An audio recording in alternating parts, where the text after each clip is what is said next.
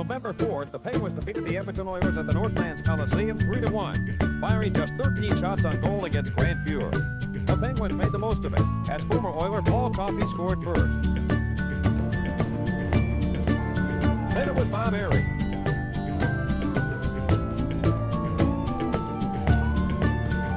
And finally, Jim Kite scored what would be his last goal since that game.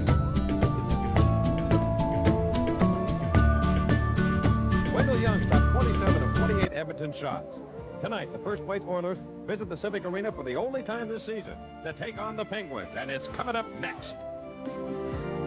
And in Pittsburgh, tonight in the Civic Arena, the Penguins meet the Edmonton Oilers. Hello again, everybody, and welcome to the Civic Arena here in Pittsburgh, where tonight the Penguins will entertain the Edmonton Oilers.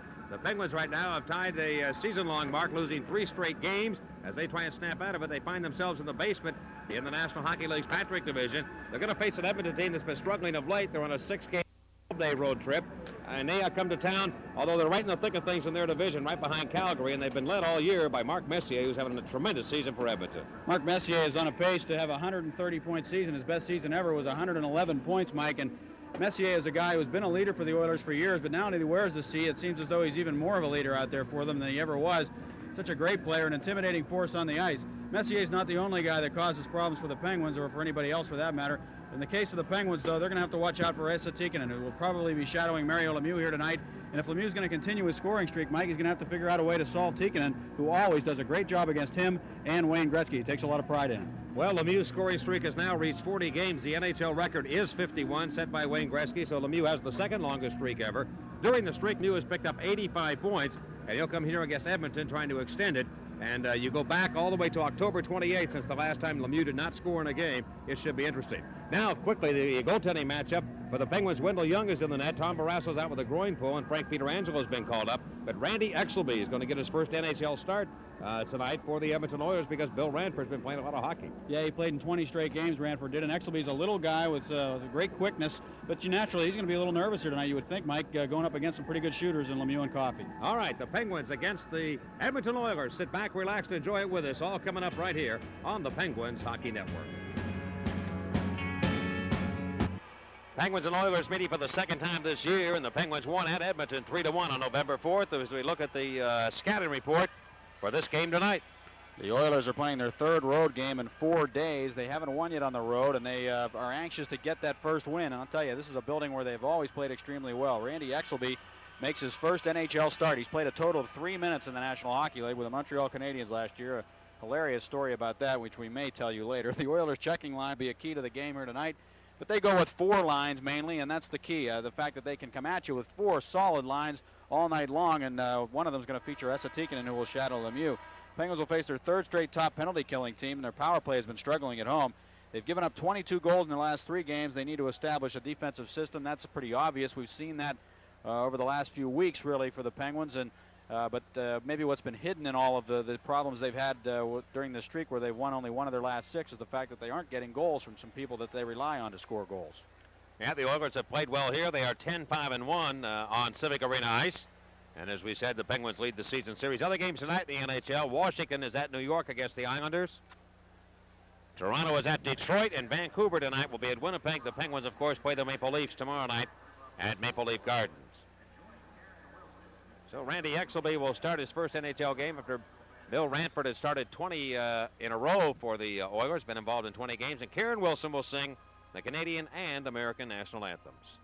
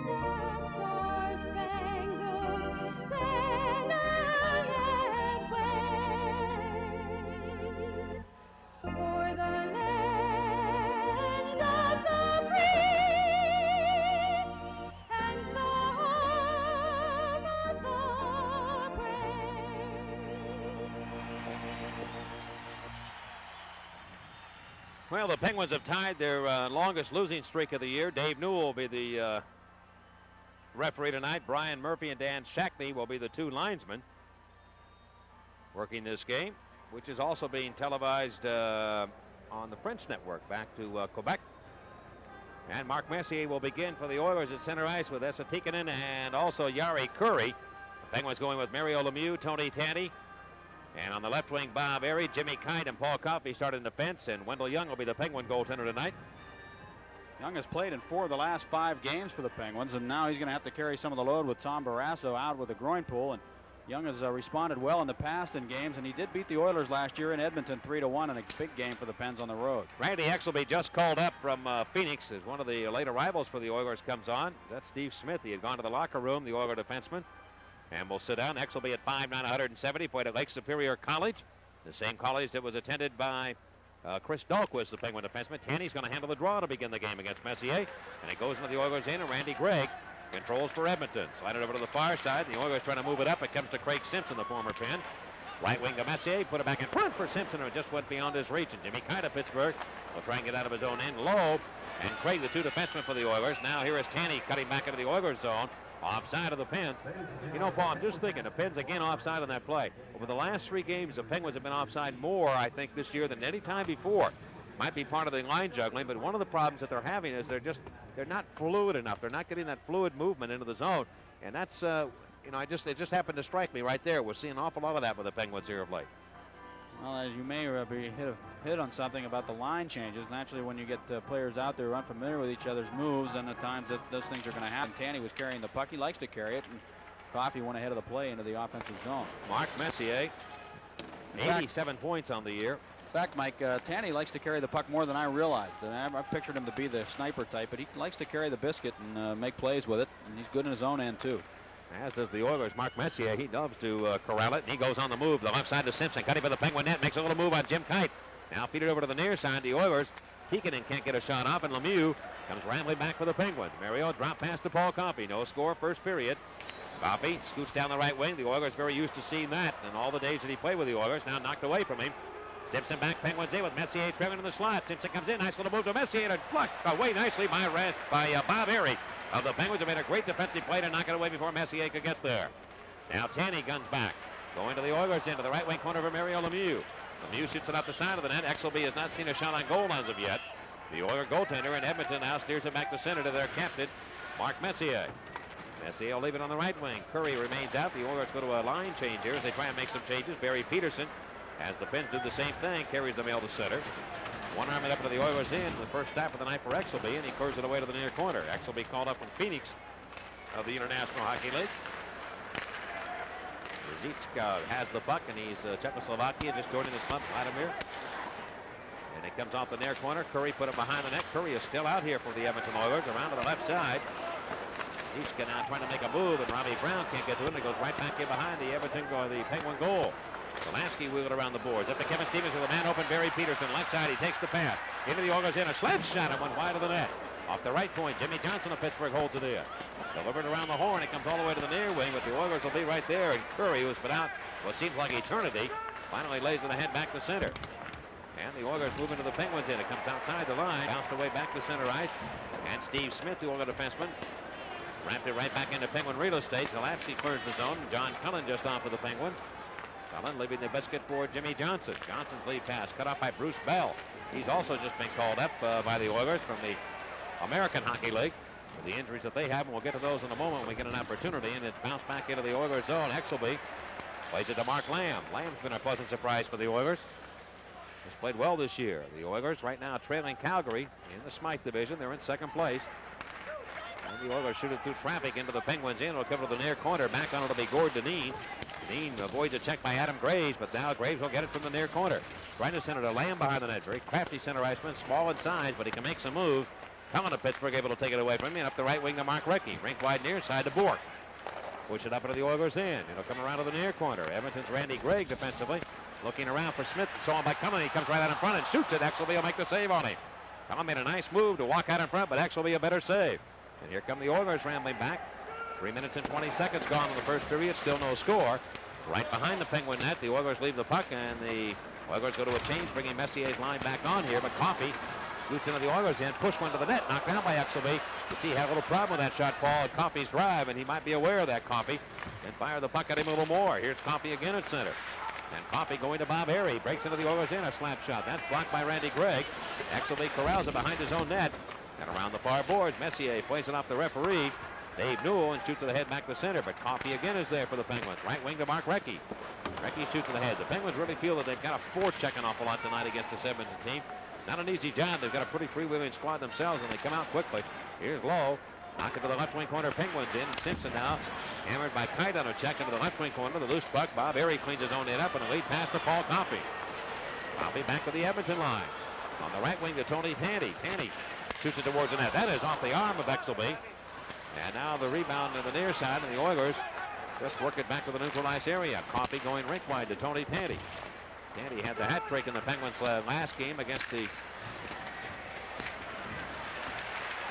Philadelphia Flyers. And the Penguins shoot it in. They go to a quick change themselves here. Kevin Lowe falls down in his own end, but gets back up to corral the puck. Just as we expected, Mike. Lemieux and Tikkanen have been stuck to each other like glue, like they're glued together here throughout the entire first 5 minutes of the game. Kevin Lowe hits solidly on a check by Troy Loney inside the Penguin line. Pittsburgh's Arnie Zalapski finding Jimmy Johnson, who's a proud new papa today, and it's shot away to the Oilers end, going behind the net. Edmonton able to take control of it up the right side. Buckberger will look for an open man. This is the fourth line the Oilers employ.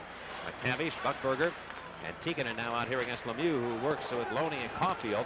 Down up into the Oilers zone, and McTavish, one of the few players in the league that does not wear a helmet. On the left wing, the Oilers storm back into the Penguins end. Buckberger is hit by Jimmy Johnson. He deals into the Penguins end. Around to the right wing boards. Zalapski trying to get it out. And here goes Caulfield and Buckberger. They're going to square off in the Penguins end. Pair of number 16, Jay Caulfield and Kelly Buckberger, and a right by Caulfield. Now Buckberger with a right, down goes Caulfield. So Jay Caulfield and Buckberger will be sitting down here to serve some time. And the local, the scoreboard says here, the Penguins nothing, and the Oilers nothing. Caulfield and Buckberger go off, 5 minutes each for fighting at 5:22. They just squared off and kind of sized each other up for quite some time. And Caulfield finally threw the first punch, a right hand, but Buckberger threw the last couple right hands, I believe. And he did connect with well, at least one right to the chin of Jay Caulfield. Buckberger, a tough kid who can skate. He doesn't have the greatest hands in the world, and I mean by that handling the puck. But he certainly can fly out there, and he's an effective checker. He obviously did hurt his hand. He hurt his hand, and so did Jay Caulfield. Caulfield went to the Penguin locker room. And here we go back to action. Caulfield may have hit his helmet. Might have been what happened to him. Yari Curry, 5 minutes each. Major penalties at 5:22 for fighting. Here's the puck into the Penguin zone. Wendell Young will stop it, feed it over to Zalapski. Penguins have the only shots of the game, all three against the Oilers. Edmonton is yet to register one yet in this game. Zichka playing out here at center ice for the Edmonton Oilers. And back it goes in behind the Penguin goal again. Zalapski trying to go right wing to Peterson. He is shut down. The Oilers doing a good job of forechecking here against the Penguins. Klima puts the body into Barry Peterson. Zichka has good size, doesn't he, Paul? Yes, he does. And here's Zalapski now around the board. Jeff Smith of the Oilers shoots it in behind the Penguin net. And right now the Penguins are pinned in. Kevin Stevens trying to get the lead pass, and he will work it to center to Barry Peterson. Dump it in, off the board. And the Oilers corral it. Jeff Smith around to Charlie Huddy. Huddy is hit heavily by Kevin Stevens. Now the puck right in behind the Oiler goal. Turned around to the near boards, but Dahlquist of Pittsburgh moves in. Dahlquist put it to the near corner, but Huddy finds an open man in Smith, and Radzicka again relays it back to his own blue line to Peter Klima. Klima part of the big trade. Adam Graves and Joe Murphy coming over for Jimmy Carson. And they say Klima has played better since Radzicka came along. Former Czech, or fellow Czech, I should say. Up on the play, the Oilers now. And it'll be Steve Smith cutting in. He's hit by Dahlquist. Got around that check, though. Put it to the near corner of the Penguins in. Looking for the puck will be Gordon Dean. Digging it down is Mark Lamb. He puts it in front of the net. Joe Murphy can't find it. Wendell Young will. And he holds on. No score. First period, 13:02 left. And we'll be back at the Civic Arena in a moment on the Penguins Hockey Network. Oilers scoreless here in the first period. The scratches tonight for the Penguins. Rod Busquets, Randy Hillier, Gilbert Delorme, and Tom Barrazzo. Jeff Bukaboom, Glenn Anderson out with an injury. Craig Muni, really one of the most underrated defensemen in the league, is out with a broken thumb. And Dave Brown also a scratch for Coach John Muckler of the Oilers. And we're back to play again. Grant Fuhrer is on the shelf with a bad shoulder for the Oilers and out of action for the next 4 to 6 weeks. So Bill Ranford and now Randy Exelby will carry the load for the Oilers. More of the play of Ranford, who's played extremely well for the Oilers this year. Former Boston Bruin, involved in that part of the trade that sent Andy Moe to the Bruins. And now Dahlquist again slaps it back into the Oilers zone. Bruce Bell. Bell's had a cup of coffee with a few teams in the league and losing the puck to John Cullen. An offside play against the Penguins. That really began all the way back prior to that. It didn't happen on that play. It was a delayed offside that was called the minute Cullen touched the puck, and then it was whistled down. Cullen and Stevens have been struggling to score lately, and in games in which Cullen and Stevens both score, the Penguins are 5-0. So they're important members of the Penguins offense, and when they're not connecting, the Penguins suffer. And I think if we can get Cullen going here, it would make a difference in the Penguins' win-loss record. Stevens started to show signs of coming out of it when he had a couple of goals over the weekend, but a couple of them were flukes. Stevens has not scored a goal here at the Civic Arena since December 21st. Mark Lamb, who was acquired from the waiver draft by the Oilers in 1987 from Detroit, the 5'980" has really played well this year for Edmonton. Good speed, and he now is off the ice as Messier's line comes back on. Here is Bob Airy now coming to the Oilers zone. He'll shoot it in.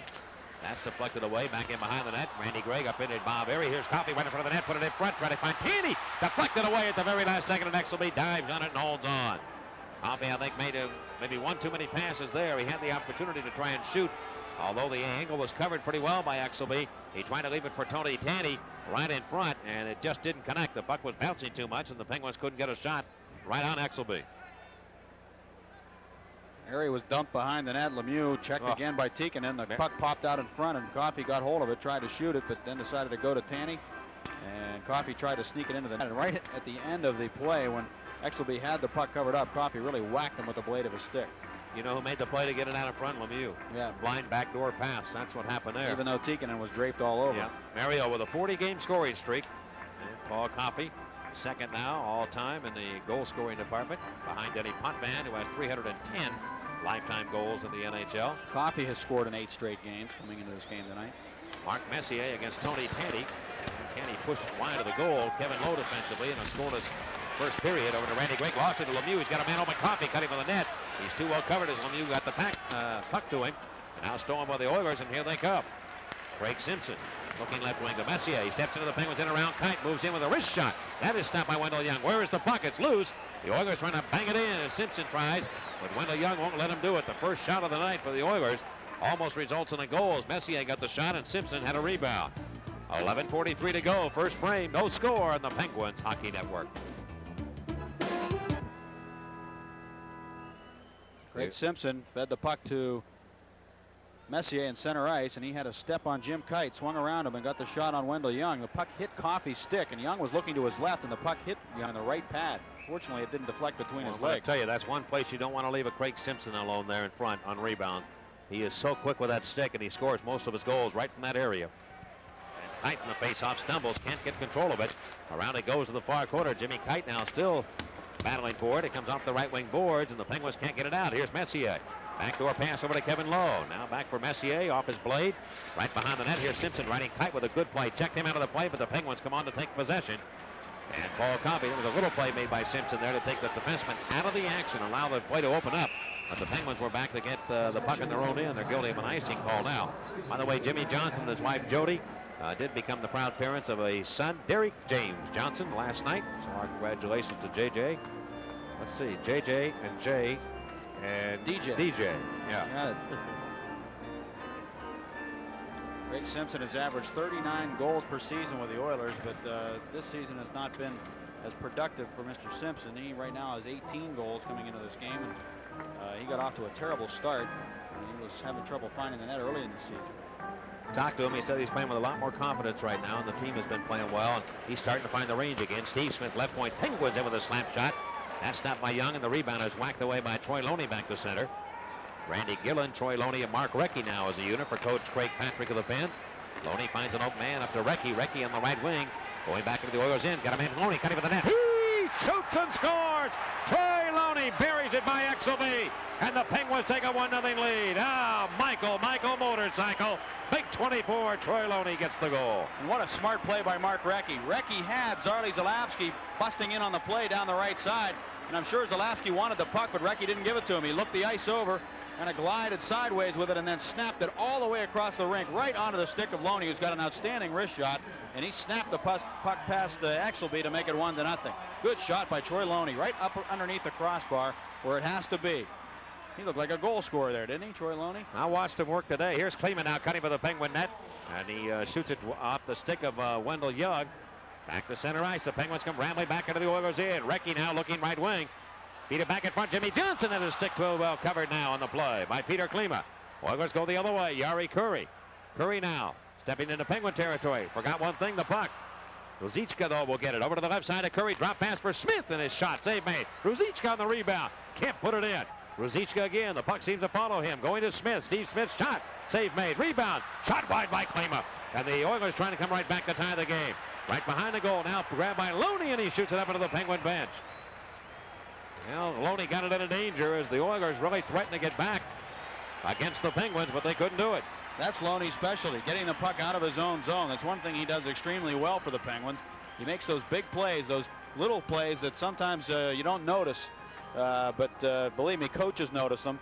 And Loney just turned and whipped the puck out of his own end and out of danger. He was at the end of his shift after having scored the goal, and probably a little tired, as were several Penguin players in that particular shift. And Wendell Young just couldn't control the rebound. The shot was fired at him by Steve Smith, and it bounced out to Klima, who shot it wide of the net on the rebound. Well, Klima scores a majority of his goals from that range there, too, and he gets rid of it in a hurry. Loney from Recchi and Johnson, the goal by the Penguins. Loney's fourth, and he's always played well against Edmonton, particularly here in this building. Yeah, he has. He's had some of his better games against He sure has. And now the play right in front of the Penguin net. Gordonine beat it away off the boards. Penguins lead 1-0. Right behind the net in the Penguin zone. The Oilers trying to put some pressure on here, and they are battling back. Mark Lamb goes rink wide with it. After it, Jeff Smith of Edmonton. Shoot it in front of that net. Joe Murphy can't get it. Now Murphy's right in front. He shoots it. Oh, he just missed the goal. The Oilers buzzing like bees around a hive. Dahlquist slamming the man against the boards. Put in front, a backhand shot. Young says no again. Adam Graves out of Mark Lamb shooting. The pad save made by Wendell Young. Boy, this Oiler team is possessed right now. And it's finally cleared by the Penguins back to center. That goal appears to have fired the Oilers up more than it has the Pens. And the Oilers now set it up. The Oilers now have 9 shots on goal. At one point, the Penguins were out shooting them 3-0. But the Penguins lead 1-0.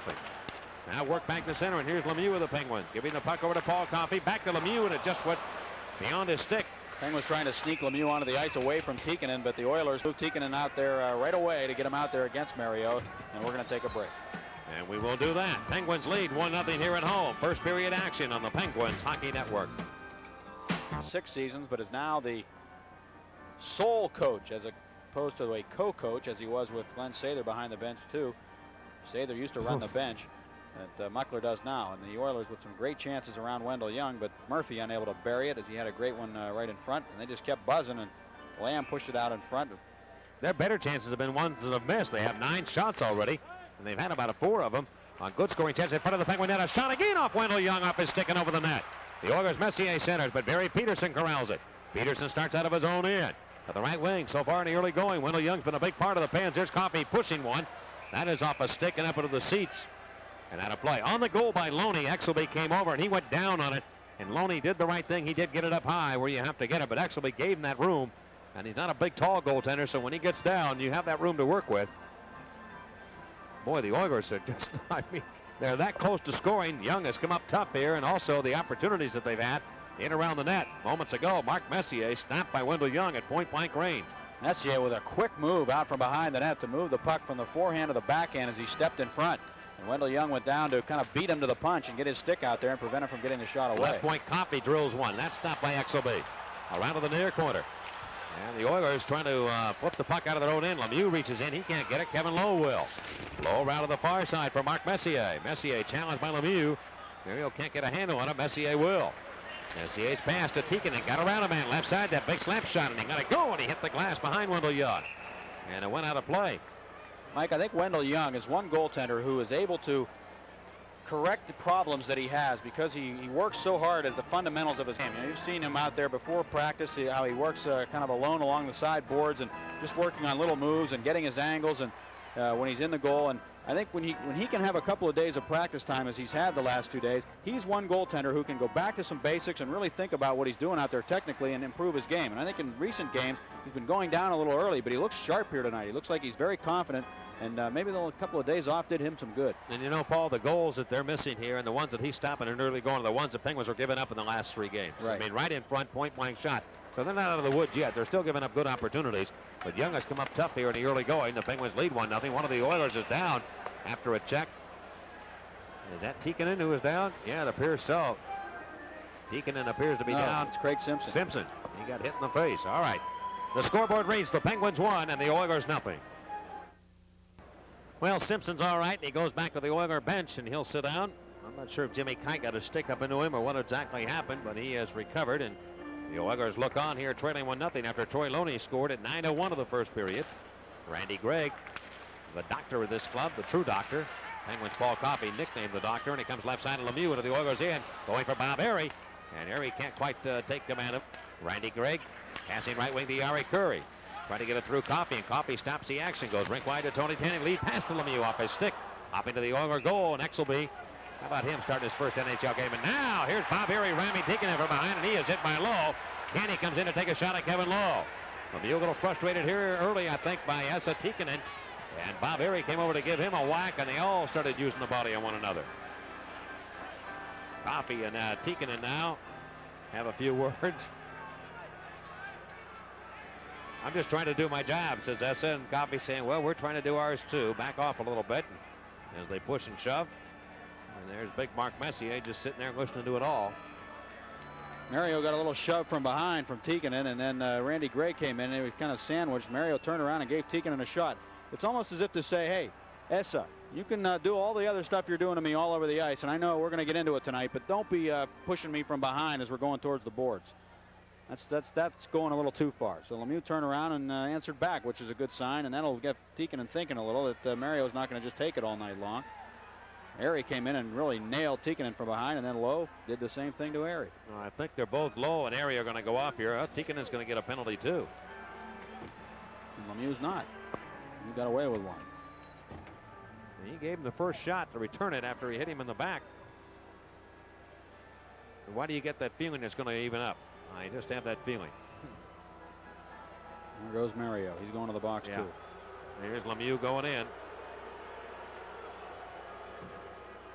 We're probably looking at 4 roughing minors here.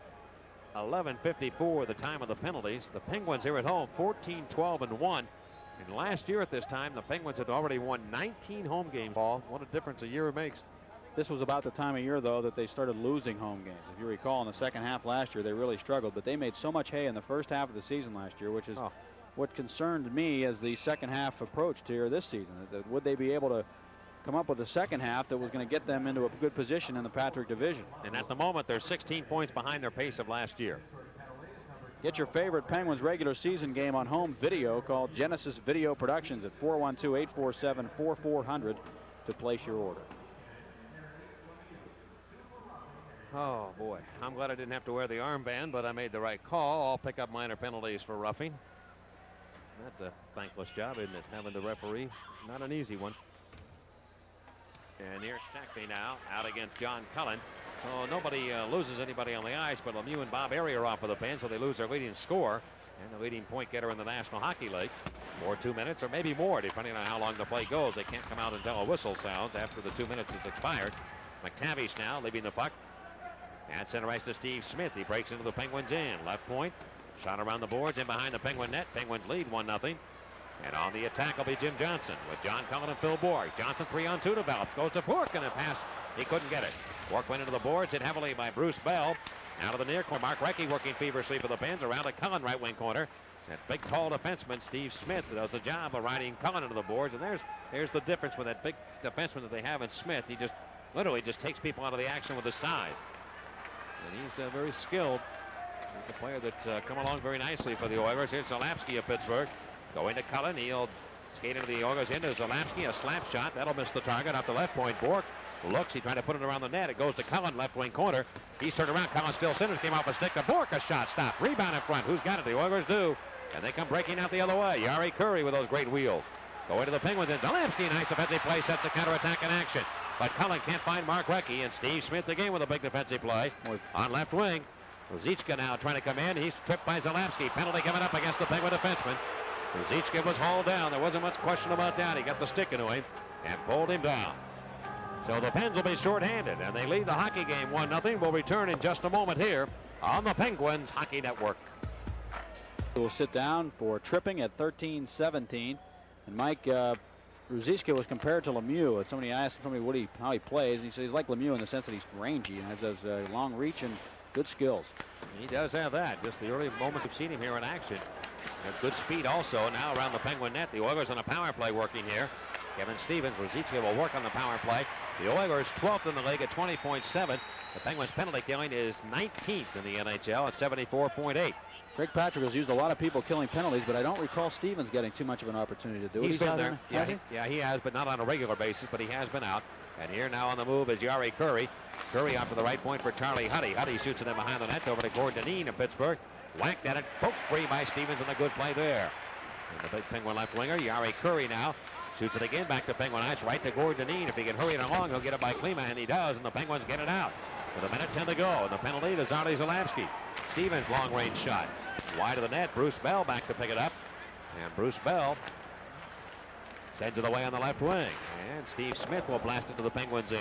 This is the one thing the Oilers, I think, lack from the departure of Paul Coffey. There isn't much question about it. Nope. The Oilers are going to be offside here around to the near side. Joe Murphy will touch it. They missed the big point man back there, and that may be the difference of them, really seriously thinking about winning another Stanley Cup, because you do really need that big gun back there to make it go, and they've had people in and out during the course of the year. Well, they hope that, having Bruce Bell in that lineup, he might be able to add a little spark from the blue line, but he's not the answer by any means. And Chris Joseph was a guy they hoped would develop into that kind of a player, but he's still in the minor leagues and trying to develop his game and just become accustomed to playing pro hockey. He's still just a kid.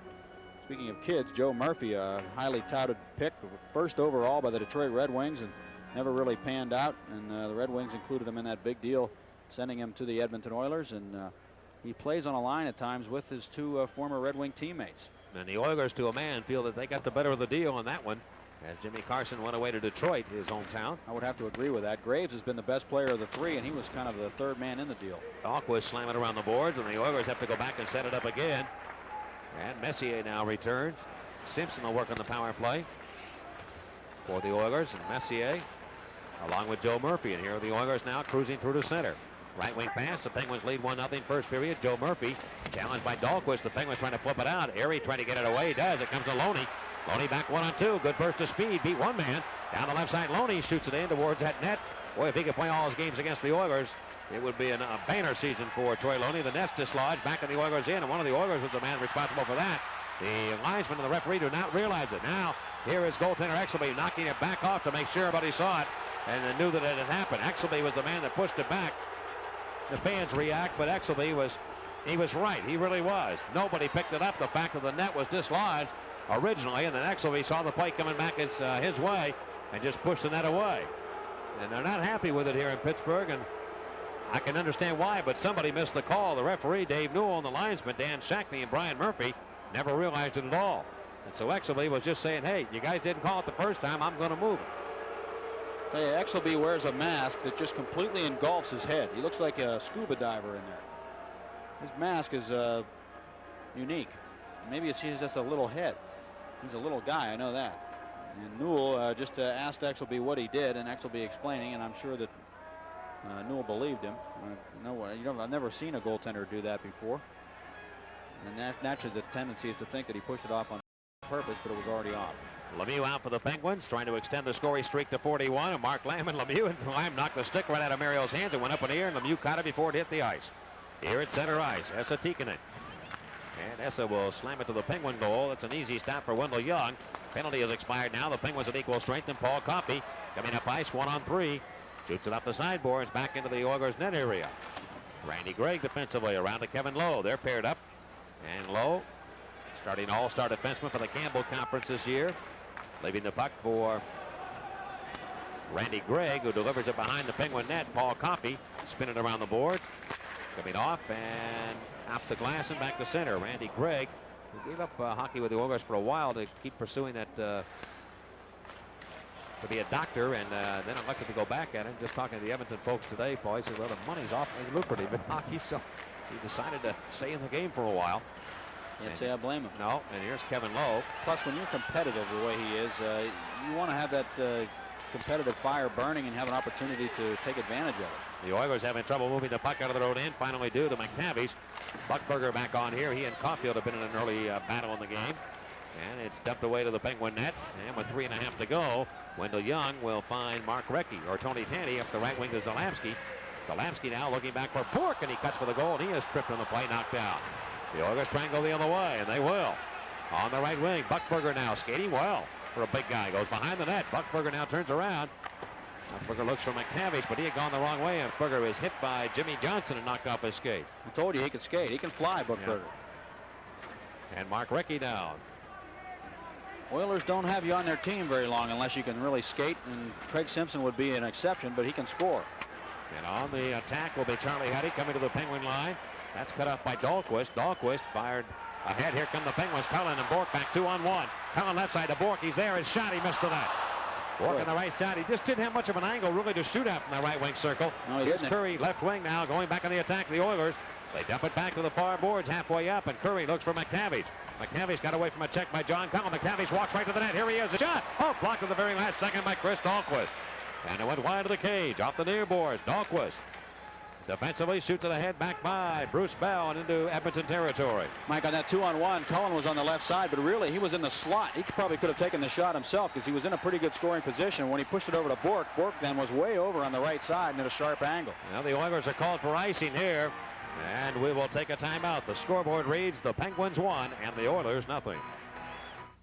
Pat LaFontaine's 44th of the year. Doug Crossman is 12th, and the Islanders lead Washington 2-0 first period. Detroit has a 2-1 lead over Toronto in the first period. Shabbat and Huda scoring for Detroit.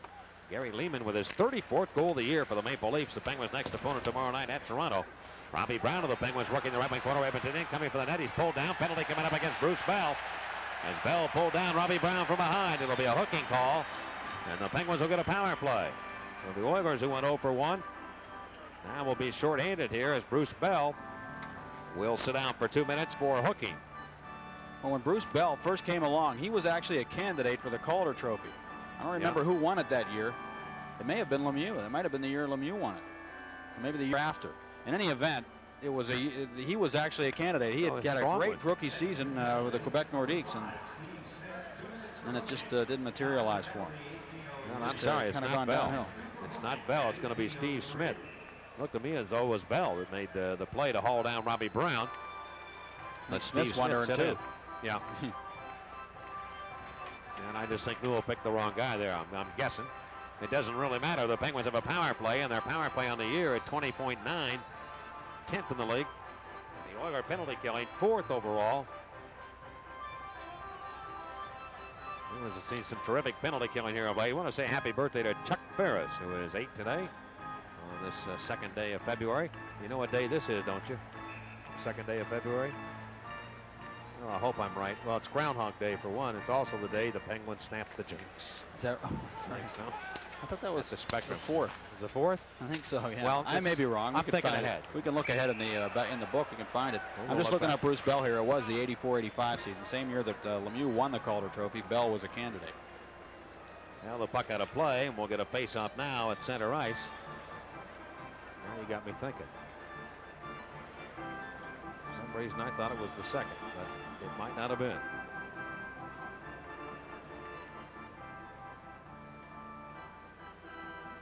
I could look at this thing 100 times and not find what I'm looking for. You call the game and I'll look it up. John Cullen with Stevens and Mario Lemieux now, and it'll be Messier. Well, Mike was right. I didn't think, I should have known better. You wouldn't forget that date. You went through too many years of torture, but you'd have to remember that one. Yeah, it was torture. February 2nd. Tied up for 15 years in the basement. Here's a shot now back in behind the Oiler net. Kevin Lowe working up the boards, but not out. Barry Peterson held it in. Shot it between the circles. The Oilers stopped that with 1:25 to go in the period. Penguins on a power play with Steve Smith off for hooking. And the Penguins leading already in this game 1-0. Trying to convert here with a man advantage. John Cullen scoots to the Oiler line. Can't get in. He shoots it away to the right wing corner. Randy Gregg, big 6'4" defenseman. Couldn't get it by Lemieux. Lemieux in the near corner now. Looks left point to Coffey. Coffey of the Penguins. Work it right side to Barry Peterson. Peterson moves in. Looking for Cullen in front of the net. Can't get it to him. Off to the center point to Coffey. Shoots it. Hit Cullen on the way in. Bounce into the right wing corner. Cullen to the right point for Barry Peterson. 50 seconds to go in the period. We'll go by that clock. Coffey shoots it. Stopped in front nicely by Randy Gregg of the Oilers.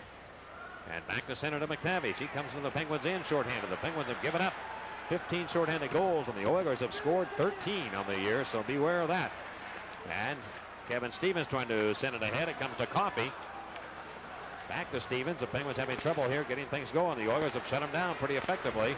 Now Jeff Smith of the Oilers rolls the puck back into the Penguins in. Wendell Young will leave it behind the net for Tony Tandy. Tandy's lead pass. Cut off now by the Oilers. Charlie Huddy, right wing.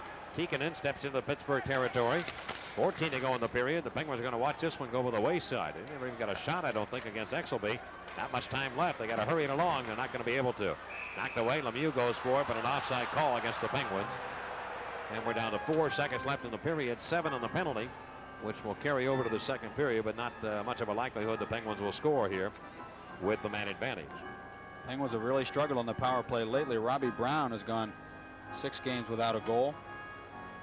And he's a guy who gets out there a lot on the power play, so he's not scoring at even strength or with the man advantage. And the Penguins, in their last 5 home games, are 5 for 30. That's 16.6% on the power play. They're converting at about a 22% rate under Craig Patrick. Charlie Zalapsky just left the ice holding a towel to his face. I believe he might have been cut the way he went off. We're down to 2 seconds to go. The face-off is center, shot to the net, but stopped by Exelby, and the period ends. Only 1 goal in the opening 20 minutes. The Penguins got to be happy about that, the way it's been going as far as goals allowed. And they lead this game at the end of the first period. The score, Pittsburgh 1 and Edmonton 0. By the way, quickly before we move out of here, Jay Caulfield has dislocated his finger on his right hand, and he's gone to St. Margaret's Hospital for surgery to repair it, so he's going to be lost to the Penguins for some time, and they will lose him. So the Pens really getting depleted now as far as the injury situation is concerned, and don't be surprised if they have to dip now back to the Farm Club in Muskegon and bring a few people up. All right, we are at the Civic Arena. We talked earlier today with Craig Simpson, the former Penguin. Really a nice guy, and I think you'll enjoy the chat we have with him. We'll be back with that in a moment. 1-0 Pittsburgh on the Penguins Hockey Network. Arena here in Pittsburgh, where the Penguins are hosting the Edmonton Oilers, and with us right now, a familiar face to Penguin fans, a fellow that played here in Pittsburgh, went on to the Edmonton Oilers, Craig Simpson. Craig, it's ironic, and I talked about this not long ago, but we've gotten a lot of mail here recently about whatever happened to Craig Simpson. What can you tell us? What's he doing with his life? How has Craig Simpson been? Well, I hope I'm not that far out of the league that nobody knows what's going on, but it's been an exciting time for me in Edmonton. It's been one of excitement, winning a Stanley Cup a few years back, and then this year it's exciting again because I think our team's getting back on track and getting to the point where we are a real Stanley Cup contender again, so I'd like to have another chance at holding that cup around.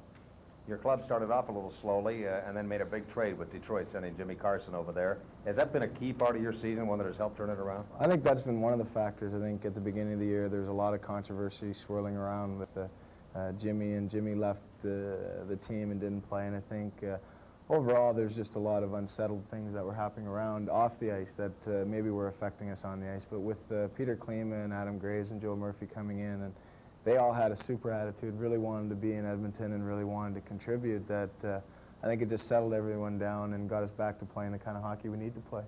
You yourself, a slow start for yourself, but it seems to be coming around right now for you. It's coming around a bit. It's been one of those years that you bang your head against the wall a little bit and doubt yourself a bit, but I think my work ethic's been there, and hopefully over time the puck will start coming to me and going in the net, but I think overall, with the success that the team's had, it hasn't had that much of a factor, and hopefully during the stretch drive, when it does really count, I can come up with some big goals, and then, of course, go into the playoffs and do what I do best there. Mark Messier, is he enjoying his best year ever, and what's he meant to this club? Well, Mark's really, he's incredible. He's done everything for us. He's been off the ice and on the ice our leader, and he's really been the kind of guy who takes control of a game. He's won a lot of games for us, and it's really great to see the points coming for him. You know, he's always been kind of the emotional leader of the team, but this year he's putting the kind of offensive points on the board that makes other people outside of the team realize how great a hockey player he is. And I think without Mark, we definitely wouldn't be in the place that we are right now.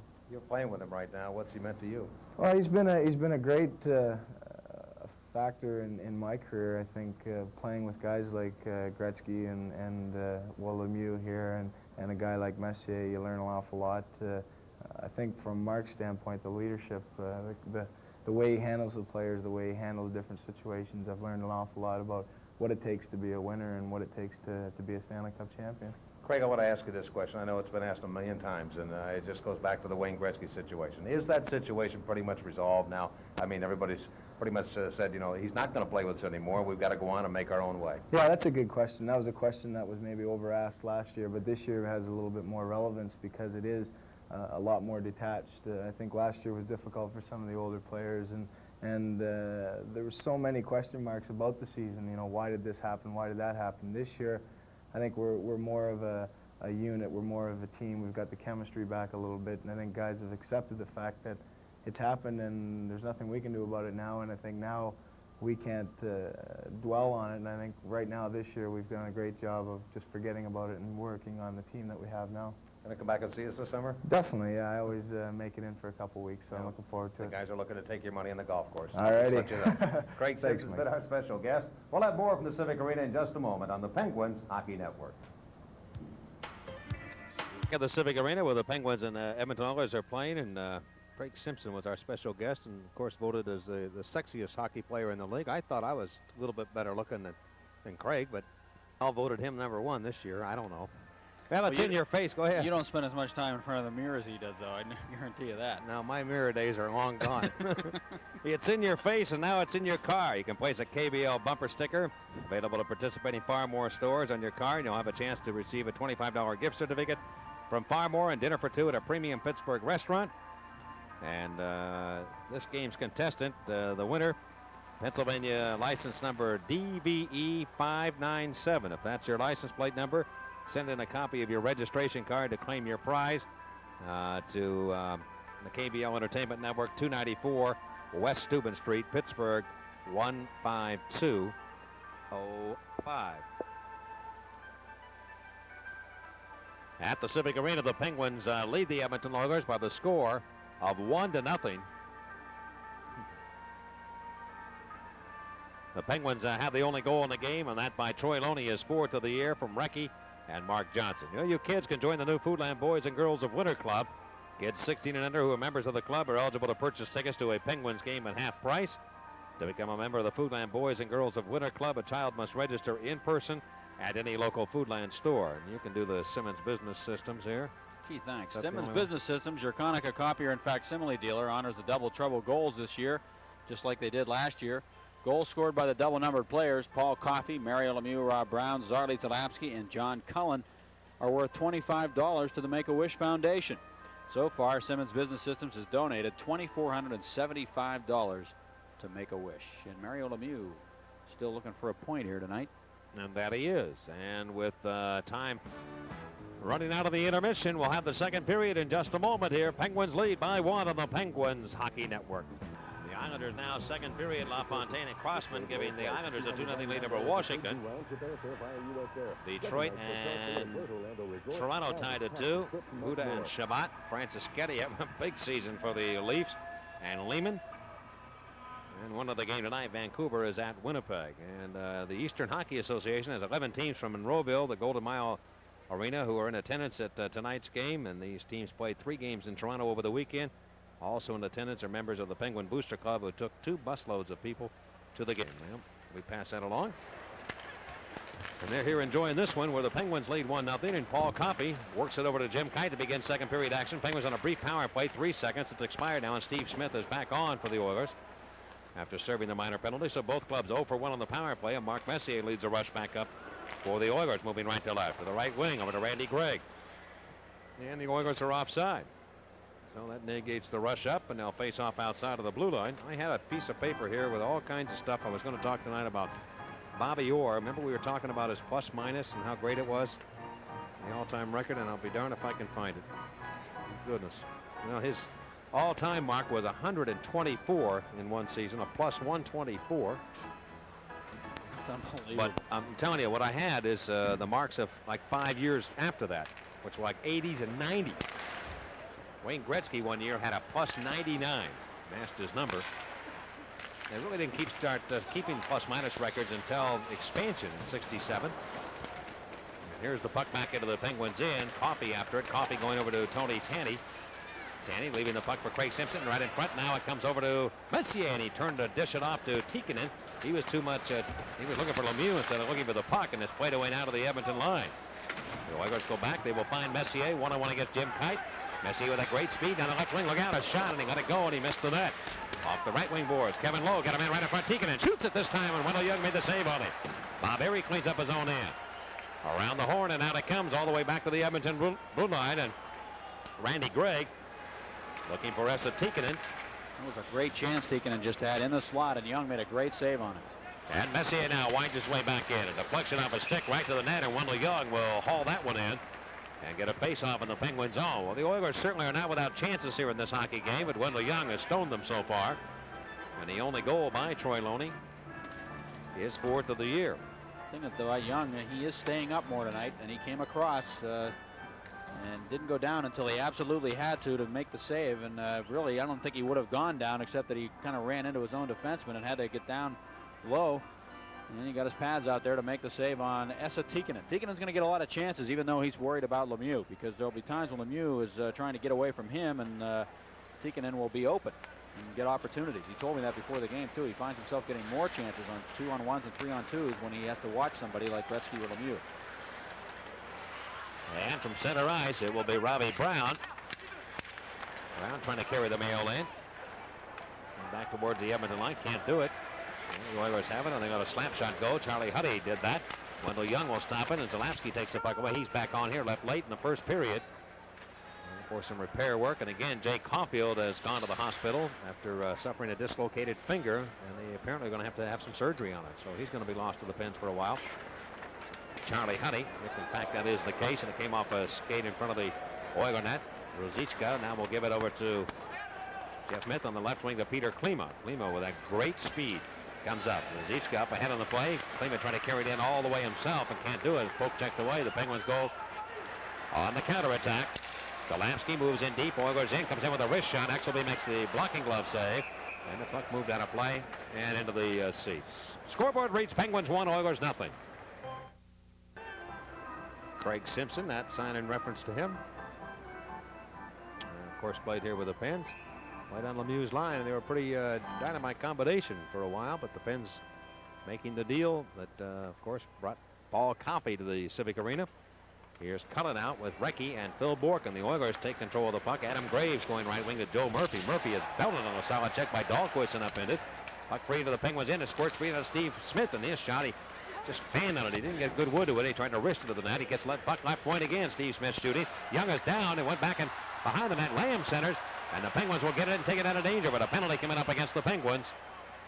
It'll be Chris Dahlquist guilty of the infraction. And we'll be back in a moment. 1-0 Pittsburgh on the Penguins Hockey Network. The Pittsburgh penalty to Chris Dahlquist, a cross-checking minor at 2:44. And so the Oilers go to work on their second power play opportunity. Penguins lead 1-0 here in Pittsburgh. I found that sheet on Bobby Orr. When we do get a break and an opportunity, we'll talk about that, whether it be tonight or tomorrow or along the way. The numbers that he compiled in his career are absolutely incredible. And here from center ice in the short period of time, too, that he played in the NHL. Simpson on the power play to Messier. Steps into the Penguins end. They'll go to the right wing side. Centering pass by Messier. Cut off by Gillen, but he can't get it out. Bruce Bell winds it over to the near point, and Jimmy Johnson of Pittsburgh slips that one up ice. Yeah, Mark Messier with 9 power play goals. Curry and Anderson with 8 apiece, but Anderson not in the lineup tonight. Here the Oilers left side. Steve Smith on the move to the Penguins end. Near corner gets some room. He goes behind the net. Now goes over to Klima to the left point to Mark Messier. Messier back to Peter Klima. Klima off the left wing circle. Rink wide pass to Bruce Bell. Loney and Gillen the penalty killers. Left side to Steve Smith of Everton. Shoots it weakly to the net. And that's where the Oilers again are having a lot of problems. They're not getting good shots from the points. And it was stopped by Wendell Young, who pulls it in. Smith with that wrist shot, and he apparently does not have a real strong slap shot. And when you don't have that shot, boy, to create problems with that goaltender, and it's a tough chore, really. You're trying to keep it down low and get a good shot off. Craig Simpson circles around. Simpson was just a shot of him getting up off the ice. Boy, did we see that a lot when he was in a Penguin uniform. He spends a lot of time. Like he's Zamboni. He's always sliding around on the ice. He's only got 2 power play goals this year. Hard to believe. But he doesn't play on the power play as much as he used to either. They don't use him as much there. You mentioned Glenn Anderson being out. He's got a broken bone in his hand as a result of a slash from Rich Sutter. And they sent the tape to the league, and they'd like to see Sutter get some games suspension for what he did to Glenn Anderson, who's had a nice comeback season for the Oilers. Might be a candidate for the Masterton Trophy. Well, Messier, Tikkanen, and Simpson now on the front line. Bell and Smith will work the points, and the Penguins again dump it away. Penguin penalty killing has killed 44 of the last, or 45 of the last 54. They've had pretty good numbers overall, and the puck is lifted back into the Penguins in an icing call against the Edmonton Oilers. The Penguins penalty killing at 78.6% since the arrival of Craig Patrick in early December. And you got to realize it was around 70% and or less at times prior to that. So they have dramatically improved the numbers in that department. They lead here 1-0 on a Troy Loney goal, his 4th of the year in the first period. And the Oilers now with 58 seconds to go in the Chris Dahlquist minor on the power play, and I don't have too much of an opportunity here on good scoring chances so far. Ruzicka will come out here and play with Klima and Yari Curry, and it'll be Jeff Smith throwing the puck back to Charlie Huddy. Huddy moves in front of his own netminder, Randy Exelby, and to the left wing it goes to Jeff Smith. The Oilers on a 6-game, 12-day road trip now. 3rd game of the trip, and they've yet to win. They tied Hartford and lost to Detroit. And Klima now in the slot to Curry. Bangs one off. That'll miss. Loose in front. Yari Curry hasn't had a lot of shots here tonight. That's not typical of him. Around to the near corner. Klima trying to center. Ruzicka trying to work his way into the slot. It's poked away to the center point. The Oilers have it. Left point now to Jeff Smith. Over to Yari Curry. Curry to the near corner. Ruzicka now sends it in front and knocked aside by Barry Peterson, but again not out. And it'll be Jeff Smith working the puck into the right wing corner. Ruzicka again looking for Curry, but he doesn't go that way. Went to Klima, right wing board. Klima to the left point for Smith, and his shot blocked by the Penguins. They can't get it out, however. Ruzicka again trying to make a play. Yari Curry and the Penguins knock it to the blue line, and it hops off the stick of Jeff Smith. Penalty is over. Dahlquist is on. Shot up into the Penguins in off a stick, and a gentleman just caught that puck right out of midair. Nice catch. That's almost as good as catching a baseball. What a job. 1-0 Pittsburgh, 15:13 to go in the second period on the Penguins Hockey Network. Jeff Smith ran into Jimmy Johnson when he came to the blue line a little while ago. Smith is a guy who has stepped right into the lineup out of having been drafted. Done a good job. We'll talk about why that's unique to the Oilers. Messier got a step on Kite as he breaks into the Penguins in. Bob Airy now winding around, but not out. Oilers shoot it back in front. It's off Coffey, the Penguin defenseman. He's trying to tie up Messier. Gets him away from the puck, and they bang one another around. And finally flip back to center ice. 5 minutes gone here in period number 2, and the Penguins holding on to a 1-0 lead against the Oilers. Coffey's right wing pass going to Mark Recchi. He's into Oilers territory. Stuff it over to the left wing corner. Bob Airy in the pins. Behind the net to Mario Lemieux. Lemieux shadowed by Tikkanen. Knocked off his skates. Play will go on. And it is dumped behind the net. Randy Exelby around to the near boards. He joined us late. The Pens lead 1-0, but Lemieux has not figured into the scoring. The scoring streak is now at 40. Randy Gregg tying up Bob Airy. And again, the big defenseman doing the job to move him off the puck. Here's Tony Tanny. He's knocked down by Kevin Lowe. Watching Lemieux behind the net. And they got a great individual battle going on with Lemieux and Esa Tikkanen. They are just one-on-one all night long. We knew they would be. I would probably say Tikkanen, next to Jan Eriksson, is the best checker against Lemieux that we've seen. And Eriksson doesn't even do it anymore. The Rangers have not used Eriksson in that role, but Tikkanen always there. Tikkanen just gets himself in the way of Lemieux before he really ever gets the puck. He tries to stand in his way before he gets going, makes it difficult for him to get off to a good start off the mark, and then he just stays right with him. And it must be very frustrating to have a guy hanging all over you like that all over the ice. I want to finish the thought on Jeff Smith. Only 3 kids drafted out of junior have made the team the next year for the Edmonton Oilers, and those 3 kids would be Paul Coffey, Kevin Lowe, and Jeff Smith. He was drafted in the 3rd round last year and stepped in and did a good job in training camp, and he's been with them all season long and has a good shot of making the all-rookie team. Well, Tikkanen again has the assignment on Lemieux. There's much question about what's going on there. Craig Simpson back in his own territory, hit on a hip check by John Cullen. Now Phil Bourque moved in, got one of the Oilers, but they worked the puck free, and Simpson now through the alley to center ice against Dineen one-on-one. Dineen slowed him down. He pushed the puck in around the Penguin goal. Dahlquist shooting up the sideboards. Will this be an icing call? I believe it will be against the Penguins. Bruce Bell back to touch it, and that is the call, and that brings it all the way back to Penguin real estate for a face-off. Well, the Penguins have the Toronto Maple Leafs tomorrow night at Toronto, and then it's 3 straight home games coming up, and then a long road trip. So they're trying to make their way back into it. It is conceivable the Penguins, the Islanders are winning tonight. It is conceivable this division could be even further tightened up here. If the Penguins were to win tonight, they would have 50 points. If the Islanders lose, you would have only 4 points separating the 6 teams in the division. But the Isles are winning right now 2-0 at New York against the Washington Capitals. Why do I have the feeling we're going down to the last weekend of the season? Here's part of the Penguin net. Lamb shooting, scoring. He ties the game right from the faceoff. And the Oilers' Mark Lamb gets the goal to make it 1-1. Well, Lamb right in front. We talked about him earlier. Acquired on the waiver wire and the draft from the Detroit Red Wings. And Mark Lamb cashes in. He was left alone one-on-one against Wendell Young.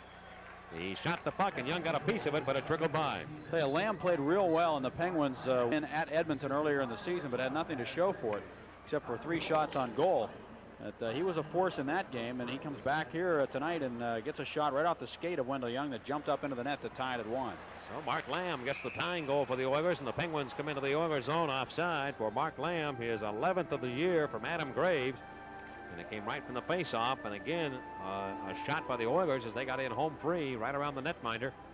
And they do cash in to tie the game. Now that has silenced the big crowd here at the arena tonight. There's 16,236, a sellout crowd view on here. The Oilers have outshot the Penguins 16-8 in this game, and now they've tied it at 1.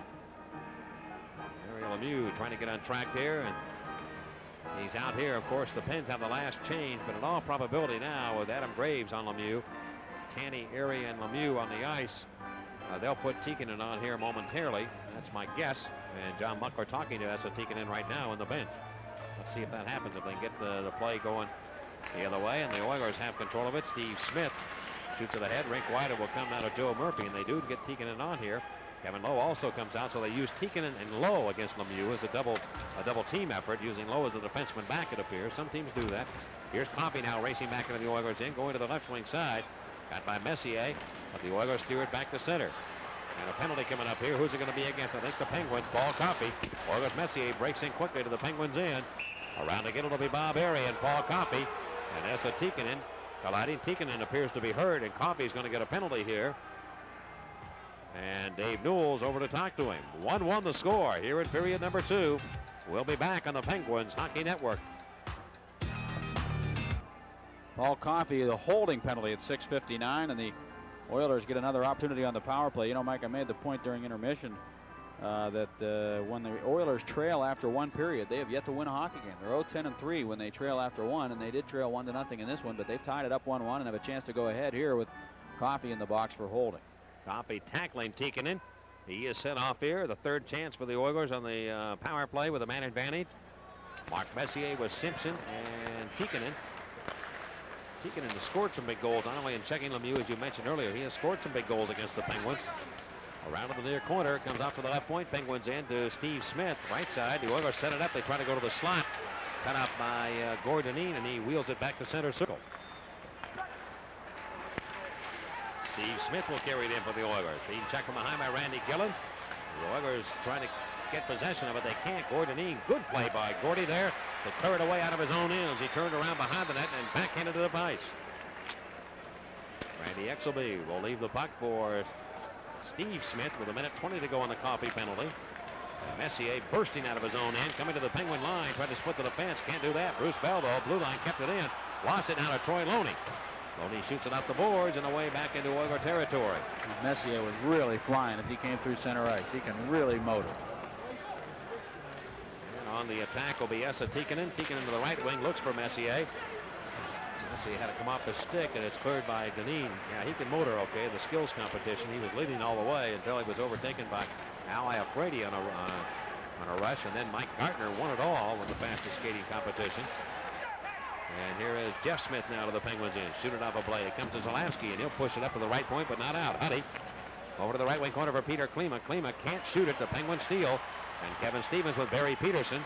30 seconds to go in the coffee penalty, and they whip it back down deep into the Oilers zone. The Oilers have yet to get a shot here in this power play. Jeff Smith finding Klima. It bounced off his blade. The Penguins had it for a second in front of the Oiler bench. And they clear it right back to the Oiler line, and Jeff Smith will rush up now with a dozen seconds to go in the penalty. Jeff Smith to the Penguins end. Wrist one in the net. It went by Young's glove and in the net, and the Oilers score to take the lead 2-1. I don't know if Wendell Young lost sight of that one or what, but Jeff Smith with a very weak wrist shot put it up high over the glove hand of Wendell Young, and the Oilers do score and have the lead 2-1. Well, it was a beautiful shot is what it was. It just caught Wendell Young by surprise. He couldn't have expected Jeff Smith to get a shot like that away. He was only about 2 feet from the top of the circle when he let it go, and it was a perfectly placed wrist shot up in the upper right-hand corner on the glove side of Wendell Young. Give Smith credit for looking the net over, finding the opening, and putting it into it from a really not a bad scoring place, because it was just only a couple of feet from the top of the right circle. Jeff Smith's fourth goal of the year on a wrist shot from 35, and it appeared that Young had an angle on it. He just had to go by. So the Penguins all of a sudden now trail 2-1 here in the second period. Bob Harry comes down. His slap shot will miss the net. Penguins have had only one shot on goal here in the first 9 minutes plus to period number 2. Bob Harry in the near wing. Austin Lemieux gets the puck, and he turns to center it. That went by everybody. Mark Messier scoots out of his own end. Lead it up now. It's going to Simpson, trying to go back to Messier, and it's intercepted by the Penguins' Bob Harry. It is a power play goal by the Oilers, by the way. Only 8 seconds remain on the penalty. Lemieux pushed it to the net, and as he touched the puck, though, it was an offside play against the Penguins, a 2-line offside pass. Scoreboard reads Edmonton 2 and Pittsburgh 1. By the way, Mike, Jeff Smith, another guy out of Kamloops. Well, they've had some outstanding hockey players there. He went there after playing a couple of seasons with North Dakota. He also played in the Alberta Junior Hockey League, same place Zarley Zalewski played for a while, at St. Albert, the St. Albert Saints, which is just right outside of Edmonton. Some pretty good players have gotten some experience there before going on and playing junior hockey. That's Tier 2 hockey, the Alberta Junior Hockey League. Yeah, Mark Messier and the Oilers now with a 2-1 lead here at the Civic Arena in Pittsburgh. We're in the second period and almost halfway home in regulation time. Jimmy Kite of Pittsburgh carries the puck to the Oilers zone. He goes down the right wing. Kite wrist one to the net. Stopped by Exelby. The rebound. There isn't one. He comes off to the near corner. Tony Tanny will chase after the loose puck. Tanny and Bob Harry working for Mario Lemieux. Works center ice. They try and get it to Lemieux behind the net. They can't do it. And it squirts free to big Kevin Lowe. Lowe rushes up on a 4-man break to center. Going to Messier. Messier back to Lowe. Lowe steps in. Couldn't get it to Messier, and the Penguins again steal. Bob Harry looking for Tony Tanny. Tanny's pass off Lemieux's stick. It caroms right to the Oiler goal, and Exelby will stop it. And he leaves the puck for Kevin Lowe. Exelby's lone experience in the National Hockey League. 3 minutes with the Montreal Canadiens. Here's Recchi now centering the puck back, and it went away off Simpson. He clears all the way to the Penguins into the rink. Wendell Young moves it up ice back to center. Well, the fans are a little upset with Wendell Young, but they got to remember the first period too when he kept them in the game. Strong goaltending. Here's Mark Lamb cutting down the left wing, breaks into the Penguins in a fight, breaks out. Joe Murphy and Phil Bourque are going to go at it now, and Bourque being pummeled a little bit with that left hand of Joe Murphy. Bourque trying to get himself free. Murphy went after Bourque first. Bourque now coming back with a right on Joe Murphy. Murphy started the incident, it appeared to me. And they're coming down. Bourque's wheeling that right hand. And he's got him with a couple of right shots on Joe Murphy. Murphy's in trouble right now. And Bourque, and Murphy can't get his hand free to come back with a left. Boy, this is a major league goal here. Murphy and Bourque going toe-to-toe. Whew. And they step in finally. Man, you talk about ability to stay on your skates. Those two guys were pounding one another. Yeah, they were. Joe Murphy got more than he bargained for there. I think he got a shot or two in on Bourque early in that fight, but Bourque hung in tough and really delivered some right hands at the end. And we'll be back with more from the Civic Arena in just a moment. Edmonton 2 and Pittsburgh 1 on the Penguins Hockey Network. penalties are issued as follows. Bork gets a 5-minute major for fighting, but the instigating minor goes to Joe Murphy, who it appeared to me started the fight against Bork with the initial shots at him, and then a 5-minute major for fighting. So the Penguins come out of this with a power play opportunity, and they'll work with a man advantage. Bork finally able to ward off that left hand, which was awfully a big problem for him early in the contest, but then got that right hand in, and he nailed some heavy shots in on Joe Murphy. So the Pens go to work in the power play. And here's Lemieux, Cullen, and Kevin Stevens out. Gina McGuire of Pittsburgh, our contestant on the Stroh's power play contest. And Barry Peterson and Paul Coffey will be the point men. The Oilers steer it to the Penguins in. Penguins moving up on the play, coming to center. They're 0 for 2 on the power play. Coffey into Edmonton ice, fell down. And the Penguins have to go back in center and set up shop again. 2-1 Edmonton. We're in the second period. John Cullen. And he lost the puck for a moment. It will come free. Tikkanen watching the play as Randy Craig directs it back into the Penguins into the rink. Coffey back to take command of it to Kevin Stevens. Stevens on right wing to Coffey. Has Cullen cutting for the goal. Goes to Lemieux. He's there. His shot. He shoots and scores. Mario Lemieux ties it for the Pens. Make it 41 for Mario. Make it 2-2. The Pens and Oilers. Oh, hallelujah, Hollywood. And Lemieux really drilled it. Beautiful pass by John Cullen. It was cutting to the net, and Cullen, Coffey, yeah. Coffey slipped it through to Cullen, and he was able to control the puck. And then he just, as soon as he had a man coming towards him, he slipped it back to the open space to Lemieux, who was on the off wing, coming down that left side. So he had the whole net to look at with that long reach and that right-handed shot, and he was able to just drill the puck right from down by his skates over the shoulder of Randy Exelby to tie it at 2 on the power play. That's a $100 bill for Gina McGuire. So Coffey and Cullen on the assist. Lemieux from 25 feet away in the left wing circle, wristing one very quickly by Randy Exelby. And now he's had a look at 66, and Lemieux extends his scoring streak to 41 games. And he did it with a goal there. Now back on the attack, the Oilers. So the instigating fight, minor by Joe Murphy, cost the Oilers. And we're going to tie hockey game again. Shot to the Penguin net, and Wendell Young will stop it. And back in behind the goal for Johnny Zalapski. On right wing to Randy Gillen. Gillen steps up to center red, and he'll wrist that puck in. Off the left wing corner, Troy Loney went for it. He couldn't quite get to it. Still loose behind the Edmonton goal. And Gillen steps out with a nice move. He knocked down on the play.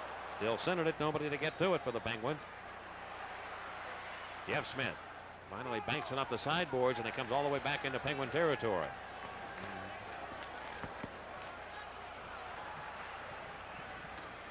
Buckberger now delivers it back behind the Penguin net. It'll come off the near wing. Chasing for it. The Oilers put it in front of the net. Going for it. They try and set it up. Martin Jelena, and it's the first shift of the night that he's had on the ice, I think, for the Oilers. Jelena, of course, part of that Los Angeles Kings big trade for Wayne Gretzky. Buckberger leaves it in the right wing circle, and it's cut off now by the Penguins, and Troy Loney stores back now in a 3-on-3. Going to Recchi left wing into the Oilers zone. Going to Gillen, and Gillen. The pass was a little too hard by Mark. Outlet pass to center. Buchberger now carries the mail into the Penguins end. He'll leave it. Stolen by Kevin Stevens. A 3-on-1 develops. Stevens back into the Oilers end. Drop pass to Deneen. Recchi's open. Deneen shoots, and it hit the defenseman back on the play, Bruce Bell, who broke up the 3-on-1. And again to center ice. Kevin Stevens looking for it. Played away by the Oilers back in behind the Penguin net, and Dahlquist will chase. Dahlquist turns it over to Gord Deneen. Outlet pass to Barry Peterson of Pittsburgh. On right wing to Robbie Brown. We are tied at 2. Leaving the puck for Barry Peterson. Peterson cuts in deep, shoots into the net. Exelby will kick that away. In the same motion with the pad with the stick out. Barry Peterson again shoots it. Got that stop.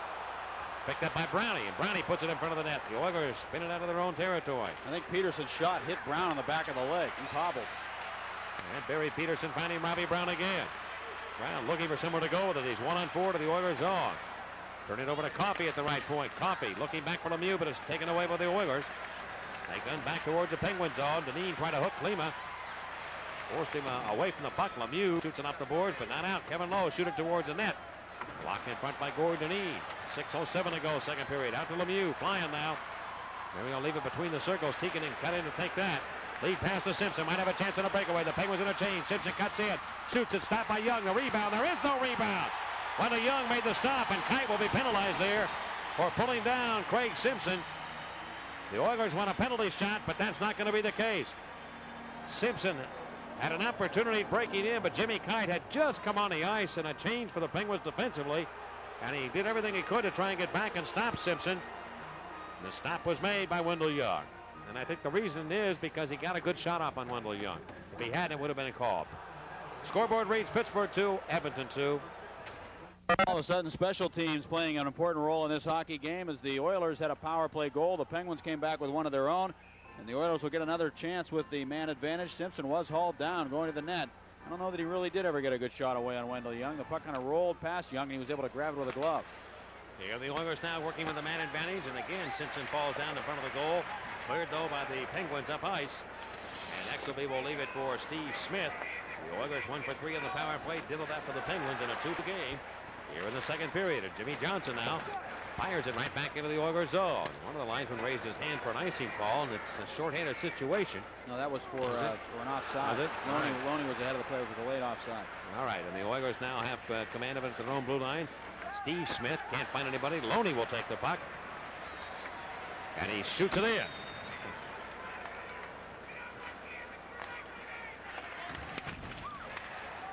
Smith now turns it back into Penguin territory, and Wendell Young plays it up the sideboards over to Mark Recchi. Recchi, the Penguin penalty killer, with 1:10 to go. Trying to leave it for Gord Dineen. A penalty coming up here. I think it's going to be against the Oilers. Cullen was knocked down by Jeff Smith. And now he's got to be careful here. He doesn't take a penalty back. I think Jeff Smith of the Oilers is going to even things up here. There's a Charlie Huddy. They're looking at Peter Klima even. It is Klima. Klima's the man that's a guilty party. I thought the way Cullen reacted to Jeff Smith that it would be him, and Klima doesn't believe it. You get that feeling again that Klima wasn't even involved. He's got the wrong guy again, Paul. Klima can't believe it, and that type of reaction tells you that he's got the wrong man again, the second time tonight. He wasn't even around him, I don't believe. A couple of former Red Wings have seats in the penalty box, Klima and Murphy. And I think you're right, Mike, because he keeps saying to Murphy with a smile on his face, like, it wasn't me. Interference at 14:59, the call. What was the call to Kite? We don't know that. I guess an hooking call. Klima's is interference at 14:59, so there'll be an equal strength. And the Penguins will get a power play chance. Mark Lamb cuts his way into the Penguins' end. He's trying to shoot the puck. He's held by Coffey and still get the shot off. Young made the save. Centered out in front, and John Cullen of Pittsburgh trying to clear the zone. One arms it out. And a head down to Paul Coffey. Coffey to Mark Recchi. Steps into the Oilers' zone. Has to go back to center and set up again. Nowhere to go. Now he cuts into the area. Wrist shot right on Exelby, and he'll make that save. Recchi up the far side. Got nothing but the wood, and Huddy. Recchi on his stomach. Got it over to Paul Coffey. Coffey right side to Dahlquist. Dahlquist trying to shoot it. He will, and it went right over the head of Exelby. Mark Recchi having a big shift here for the Pens. But back come the Oilers on the attack. Down the right wing, Adam Graves, and the fans appreciate the play of Recchi. It goes to Graves behind the net. Graves comes around. He'll center. Lemieux and Coffey are there. And they move it up ice. 15 to go in the Penguin penalty to Jim Kite. And the Penguins are going to get a power play here momentarily. John Cullen steers it up into Edmonton territory. You want your fresh troops out now if you can. And Tanny and Zalapsky into the ice right now with 3 seconds to go. Tanny with a steal, Edmonton in. Looks back for Lemieux. He cuts across the ice. Oilers zone. Looking for somebody to pass to. Goes to Zalapsky in front. Tanny went behind him. Kite is off. Brown joins the power play. 45 to go in the minor penalty to the Oilers. Peter Klima. And Messier trying to work it out. Good. Tony Tenn's got Brown right up in front. He gives it to him, and he fanned on it. Couldn't quite pull the trigger. It comes off the near side and cleared away by the Oilers. Robbie Brown tried to get himself in position. It was a bang-bang type of play, and he couldn't quite pull the trigger. Paul Coffey. Coffey looking for a breaking man. That's Arlie Zalapsky. Zalapsky moves in, going to Lemieux. Right side of Robbie Brown. Brown leaving the biscuit to Tony Tanny. Now back to Robbie. Near corner. Brown right point to Coffey. Looks left side. He will find Zalapsky with 13 to go in the penalty. Charlie swings out. Going to the left wing corner for Lemieux. Back to Zalapsky. Shooting. Hit a man. Brown picks it up. He fires. Exelby makes the save. And Messier guns right back. Messier. A right wing pass to Craig McTavish. Back into the Penguins in. The penalty is over. Here's Messier across the ice. Shooting. And that stop rebound score. Peter Klima puts it in. The Pens are arguing that that Wendell Young, I believe, was interfered with, but they're not going to get anywhere with it, apparently. The Pens immediately came after referee Dave Newell, but there's going to be no call. I think they wanted to play that it was interference against the Oilers. The Edmonton Oilers have taken the lead on a goal by Peter Klima, set up by Mark Messier. Boy, it definitely was interference against McTavish. He definitely took Young right out of the play and knocked him down. There isn't any question about that. Watch the play again. McTavish coming in, and he just ran in and knocked him down. No question about that. And there was nobody on McTavish. None at all. Zalapsky was behind him, but he did not push McTavish into the goaltender. He knocked the goalie down. The net was wide open, and Klima put it into an open net. And Lemieux right there knew what had happened, but there's nothing he can do about it. Dave Newell didn't see it. Yeah, number 15 for Peter Klima. On a questionable call there by the official, but no penalty called, and the Oilers take the lead 3-2. Messier and McTavish gets an assist. He actually should get 2. He knocked the goaltender completely out of it with no opportunity at all to make the stop on Klima, who shot it into an open net. And so the Oilers now have a 3-2 lead. And here's John Collin of Pittsburgh digging for it. Along the far board, Newell is hit by Joe Murphy, the Oilers, who is back on here after serving the major penalty that he had. Penguins trying to get it back. The Oilers trailed 1-0 at the end of 1. They have scored here in this second period 3 goals. Now lead 3-2. Ripped back into Penguin territory. Bill Bourque back in the play. He is hit by Mark Lambert. Got it ahead to Cullen. Back 2-on-2. Trailing the play is Dahlquist's going to be called back. We're going to get penalties now. Graves, and here's Bourque and Graves. Graves comes after Phil Bourque. Drop the glove. Bourque trying to straighten himself out, and apparently they may go. What's the purpose of this? I mean, Graves was a teammate and a friend of Joe Murphy, and you almost got the impression that he was going out to maybe even the score for his teammate against Phil Bourque. Doesn't make a lot of sense. Maybe Graves will get himself a seat in the penalty box and an instigating penalty also. Yeah, we'll see what happens. 2 minutes and 12 seconds left here in the second period. Graves will be sitting down, as will Phil Bourque once again. So Bourque has been in that penalty box quite a bit here in the second period. And these penalties issued at the 17:48 mark. Bourque really rammed the stick right into the face of Adam Graves. With the shaft of his stick right across the kisser.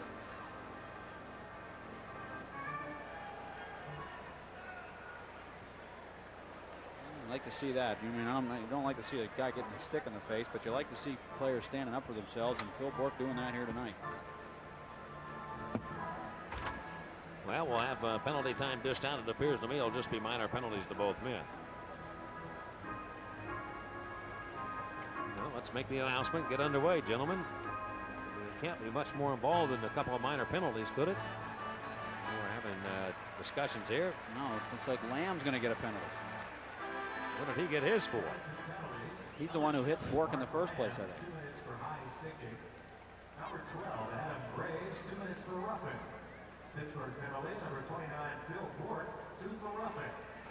Bourque gets 2 for roughing. Graves 2 for roughing. I really didn't see Lamb involved that much. Well, what happened was I think Lamb hit Bourque, and then Bourque went after Lamb, and that's when Graves stepped in and took a shot at Bourque, and then they went at it. And I think it happened right before Graves and Bourque got into it. Well, maybe you had another chance, huh, on the power play. Maybe just put your arms around Exelby. He's not too big at 5'9". Just haul him off to the corner. We'll get a see even score here. It's big goal. Mark Knuckles of McKeesport is our contestant on the Stroh's power play contest. Lemieux, Coffey, and Peterson will be the point men. The Oilers trying to kill this penalty, and it'll run almost the entire length of the second period. Time left. Moved around to the near boards. Well, we had a very close 1-0 game at the end of 1. Now the Oilers lead 3-2. And Coffey down the right wing to Lemieux. He shoots and scores. Lemieux second of the night. And the Penguins tied at 3. Now I'll be cow kick. Lemieux gets his second, and the Penguins even it up. And Lemieux, if there's one thing he hasn't been doing at times this year, is getting rid of the puck, shooting it as quickly as he can, and he has done it twice here tonight. And that's why he's got 2 goals. Coffey gave him the puck, and he wasted no time. He already had his stick cocked for the pass from Coffey. He was already set to shoot when the puck came to him. And as soon as it came to the spot he wanted it, he just ripped it right past Exelby from a long distance, too, inside the post. What a shot by Lemieux. There aren't many players who can shoot from that far out and put that much on it and get it where he wants it to be. Lemieux is a rare bird in that respect. 3-3 tie. So Lemieux and Lemieux from Coffey and Stevens, I believe. Lemieux's second of the period, second of the night, 38th of the year. Tying the game. The Penguins now have 2 power play goals against Edmonton. And that's $100 for Mark Knuckles. And Knuckles, you're rich. And here it goes back to the far corner of the Penguins end. And shot up back to center. We've got a 3-3 tie now. The game has opened up considerably. Peter Klima coming to the Penguins in down the right wing. Klima going back, a drop pass back center point with the puck now. Charlie Huddy shoots one right on him. Wendell Young will make the save. And he holds on. You know, it is amazing. I'm not going to be overly critical here, but Young, now every time he touches the puck, because the one goal went in by Jeff Smith, the crowd's reacting with a mock cheer towards Wendell. Boy, how quick you forget. I mean, how well he played in the first period. I mean, it happens, folks. Nobody's perfect, and there's going to be nights when one's going to go by you that you don't expect to, but he stopped an awful lot of shots that could have gone in. Sometimes you get a little spoiled in what you expect. Ruzicka out here to handle the face-off for the Oilers with Jari Kurri and Peter Klima. Randy Gillen in his own end, left wing circle, Penguins in. Ruzicka won the face-off, left point. It comes to Jeff Smith, who shoots one on. Stop made by Wendell Young. And kicked out of there. Penguins come rambling back with 1:15 to go in the period, but they can't get it going. The Oilers steal. Here they are. Look out right side. Kurri with a slap shot. That'll miss the target. Around to the left point. Back into the near corner for Jari Kurri. Ruzicka will take it from him. Wind it around the horn. Charlie Huddy of Edmonton goes for it. He poked it back to Ruzicka. Ruzicka trying to center for Klima. Came off a leg and right to Mark Recchi of Pittsburgh. Recchi, Loney, and Gillen the line out. Recchi going to the Oilers zone. Drop pass to Loney. A wrist shot. That doesn't find the target. He missed the net. We are tied at 3 here with 45 seconds to go in period number 2. Moving the puck around to the near side. And the Oilers lose it to Lemieux. Lemieux looking for the HT. Makes a little move in front out of Recchi. Shoots it. And it's off the stick of Charlie Huddy. Up over the net. Lemieux behind the goal. Mario's got that puck. Pulls back in front to Recchi. He shoots and scores. Mark Recchi taps it in from in front. And the Penguins have the lead. 4-3. How great balls of fire. Lemieux sets him up perfectly.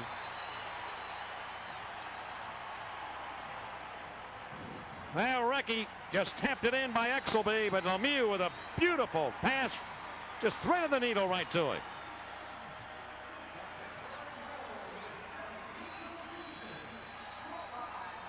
Number 17 for Mark Recchi. Here's Coffey now. Back to play to Lemieux. Lemieux going to Tony Tanny. Tanny moves in his wrist shot. Exelby makes the blocking off save and holds it. And now back to play around the net, and Exelby grabs that loose puck and holds on with 11 seconds to go in the period. And the Penguins have the lead again. Well, this has been an up-and-down game. At the moment, Pittsburgh leading. They led 1-0 at the end of 1, now 4-3 at the end of 2. That is unless they score here late.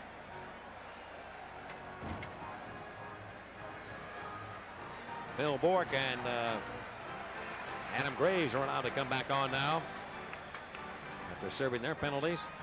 Tony Tanny will have the face-off here in the Edmonton end. Mark Messier out again. Puck working right through Exelby, and he found it around the net and pulled it in. Tony Tanny against Messier. Messier just sweeps the puck back.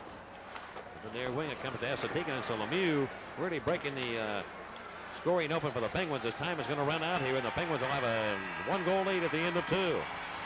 Big period by 66, Mario Lemieux. He scores twice, sets up another one, and we play 2 periods here at the Civic Arena. The scoreboard reads the Penguins 4 and the Oilers 3 on the Penguins Hockey Network. At the end of 2, the Penguins with a 4-3 lead over the Edmonton Oilers, and the Pens led 1-0 at the end of 1. Lamb scoring to make it a 1-1 game. Smith then put the Oilers in front on a power play goal, and Lemieux tied it on a power play effort for the Pens to make it 2-2. Then Peter Klima into an empty net at 17:05. Lemieux back with a power play goal, and the big goal by the Pens to put them back into front at 19:33. Recchi from Coffey and Lemieux, and we've got a 4-3 game. Quickly, the shots on goal. The Oilers out shooting Pittsburgh 10-9 in the second period. The game totals now Edmonton 22 and Pittsburgh 16. Let's go downstairs now and join Paul Steigerwald along with defenseman Kevin Lowe. Thank you very much, Mike. Kevin Lowe, one of the real class acts in the National Hockey League. The original Oiler, actually, drafted way back when, and now playing in his 11th season with the Edmonton Oilers. And last year, Kevin, you had a great year. I think a lot of people felt that you certainly were a candidate for the Norris Trophy. You continue to play this year for a team that seems to have come back somewhat from a year where you had lost Wayne Gretzky, and obviously a very strong contender for the Stanley Cup again this year. Yeah, we feel good about our season so far, Paul. I think we've slumped as of late, but is probably better at this time of the year as opposed to at the end of the year. But we've come on strong. We have a good, solid hockey team, and the way the league is this year, it's up for grabs for anybody. What was the difference, or what's been the difference in your club this year from last, do you think? I would have to say that the Gretzky trade is, 1 year behind us. Wayne was such a big part of our hockey team, and I think psychologically it affected a lot of the guys. And we made a conscious effort at the start of training camp to go out and do ourselves justice to try to play as well as possible. And we've made a good deal in getting 3 guys from Detroit to play exceptionally well for us. And I think, a change behind the bench. Glenn was our mentor for 10 years, but sometimes change is as good as anything, and John and the other coaches have done a great job for us. Funny you say a change, because he's been there for 6 years running practices and been behind the bench, but I guess it really is different when a guy becomes a head coach as opposed to a co-coach. Yeah, it is a little bit different. For the last couple of years, a lot of times when Glenn was busy with other stuff, John was running practices, and now he can pretty much implement in games the players that he wants as far as practice strategy, so it has helped considerably. They say he is a tactician. Talk about what he lends to your team in terms of his ability to strategize. Well, he's a real student of the game. I don't know of anyone who's more educated in terms of the hockey game and appreciates and loves the game as much as he does. He watches game films all the time, and the one nice thing about John Muckler is that if we do go in a bit of a tailspin, he has answers for everything. He comes to the rink every day with a change in game plan, and it's rejuvenating for us to be able to know, and it's refreshing for us to be able to know that when we have played bad and we have made mistakes, that he knows why we made those mistakes, and we're able to work on practice and hopefully work on our game as far as winning. Kevin, you are kind of an ambassador for the city of Edmonton, a guy who gets very much involved in the community there. It seems as though you've really made a serious effort to be involved. Talk about that, if you would, that desire to be involved. Well, Edmonton, I don't know whether people here in Pittsburgh know too much about Edmonton, the Great White North, but it's a small city, and it's very conducive for hockey. Hockey's the #1 sport, and if I was to compare it to anything, I'd have to say Green Bay, Wisconsin, where the Packers play. It's a predominantly football area, and Edmonton's like that. So as a result, there's lots of opportunity for the hockey players away from the game, and most of the players live in Edmonton in the off-season, and the Oilers have asked the players to be a part of the community, and as I say, it's conducive for that sort of thing, so the players enjoy being a part of the community, and there's a nice relationship there. Of course, it doesn't hurt to win Stanley Cups at the same time. It makes the love affair with the hockey team that much better. Kevin, great talking to you again. Good to see you, and good luck the rest of the way. Thanks, Paul. Kevin Lowe of the Edmonton Oilers has been our guest. By the way, he'll be married this summer to Olympic skier, Canadian skier Karen Percy. And we will return to the Civic Arena following some messages. The score, the Penguins 4, the Edmonton Oilers 3 on the Penguins Hockey Network. Youngsters between the ages of 6 and 14 can sign up at any participating Pizza Hut for the Pizza Hut Children's Hat Trick Challenge. That'll be held between the first and second periods at every Penguin home game. A contestant will shoot 3 pucks in an empty net to win soft drinks and pizzas for the fans in attendance. Any contestant who puts all 3 pucks in the net is eligible for a trip to the playoffs. And you can register for your chance at center ice during the next Penguin home game at Pizza Hut restaurants for the Children's Hat Trick Challenge. And by the way, a young guy here tonight poked in 3, so I'm not sure what they get, but they're getting a full complement. Pizza. Well, see, Danny knew that. Thank you. Uh-oh, here's a new one. The Ultimate Soap Opera Festival. The stars come out for the Ultimate Soap Opera Festival live at the Civic Arena on Sunday, February 11th at 2 p.m. Join your favorite soap stars from the young and the restless, the guiding light for the latest behind-the-scenes gossip. Oh, I can't wait. A question and answer session will be emceed by Joyce Becker of Daytime TV Magazine. And don't miss the special added attraction, Brunch with Brad. A buffet brunch will be held at the Igloo Club beginning at 12:15 with Don Diamont. Brad of the Young and the Restless. Oh boy. Ticket prices and group discounts are available to see Brad in person at 333 SEAT. Maybe Craig Simpson will join him. He could be in the soaps. Yeah. Hallelujah, Hollywood, folks. Welcome back to the Civic Arena, where the Penguins lead the Edmonton Oilers 4-3. What's happening around the NHL? The Islanders lead Washington 3-2 in the second period. Randy Wood with the go-ahead goal. Tucker and Pavanka scoring for the Caps. Detroit now leads Toronto 4-2. Huda, Shabbat, Koser, and Gallant scoring for the Wings. Lehman and Francischetti for Toronto. And there's one other game underway, Vancouver and Winnipeg. Danny Quinn scoring a lot of goals right now for the Vancouver Canucks. And Dave Ellett for the Jets tied at 1 in the first period at Winnipeg. Here the scoreboard reads the Penguins 4 and the Oilers 3. And we'll recap the second period action in a moment here on the Penguins Hockey Network. The Penguins leading 4-3 after 2 periods here at the Civic Arena, and Mario Lemieux with a pair of goals in that second period. The Oilers had themselves a 2-1 lead when Lemieux tied it on his 37th goal of the year after a pretty pass from John Cullen, and he got rid of it in a hurry. Cullen and Coffey assisting on the power play. That one tied it at 2. And the Oilers came right back. McTavish interfered with goaltender Wendell Young, and Peter Klima was able to put the puck into a wide open net. McTavish just shoved Young right out of the way, and Klima had an open cage and found it with his 15th of the year from Messier and McTavish to give the Oilers the lead again at 3-2. But the Penguins would not be denied another power play chance. Coffey going to Lemieux, and he ripped it past Exelby from way out at the top of the circle. And that was Lemieux's 38th of the year from Coffey and Stevens again on the power play.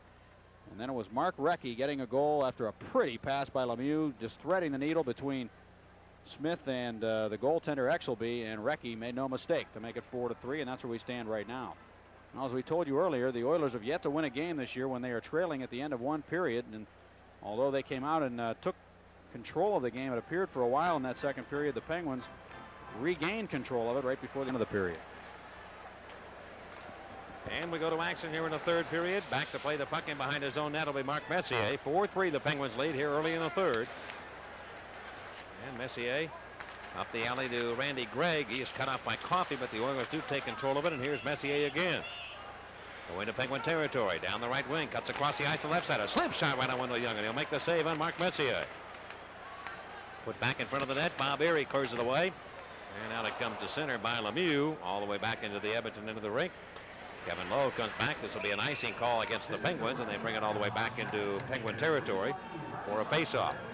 Kevin Lowe was upset at the end of the period. Right before we did the interview with him between periods, Lowe was a little upset that the linesman got in the way at the blue line on the second goal by Lemieux.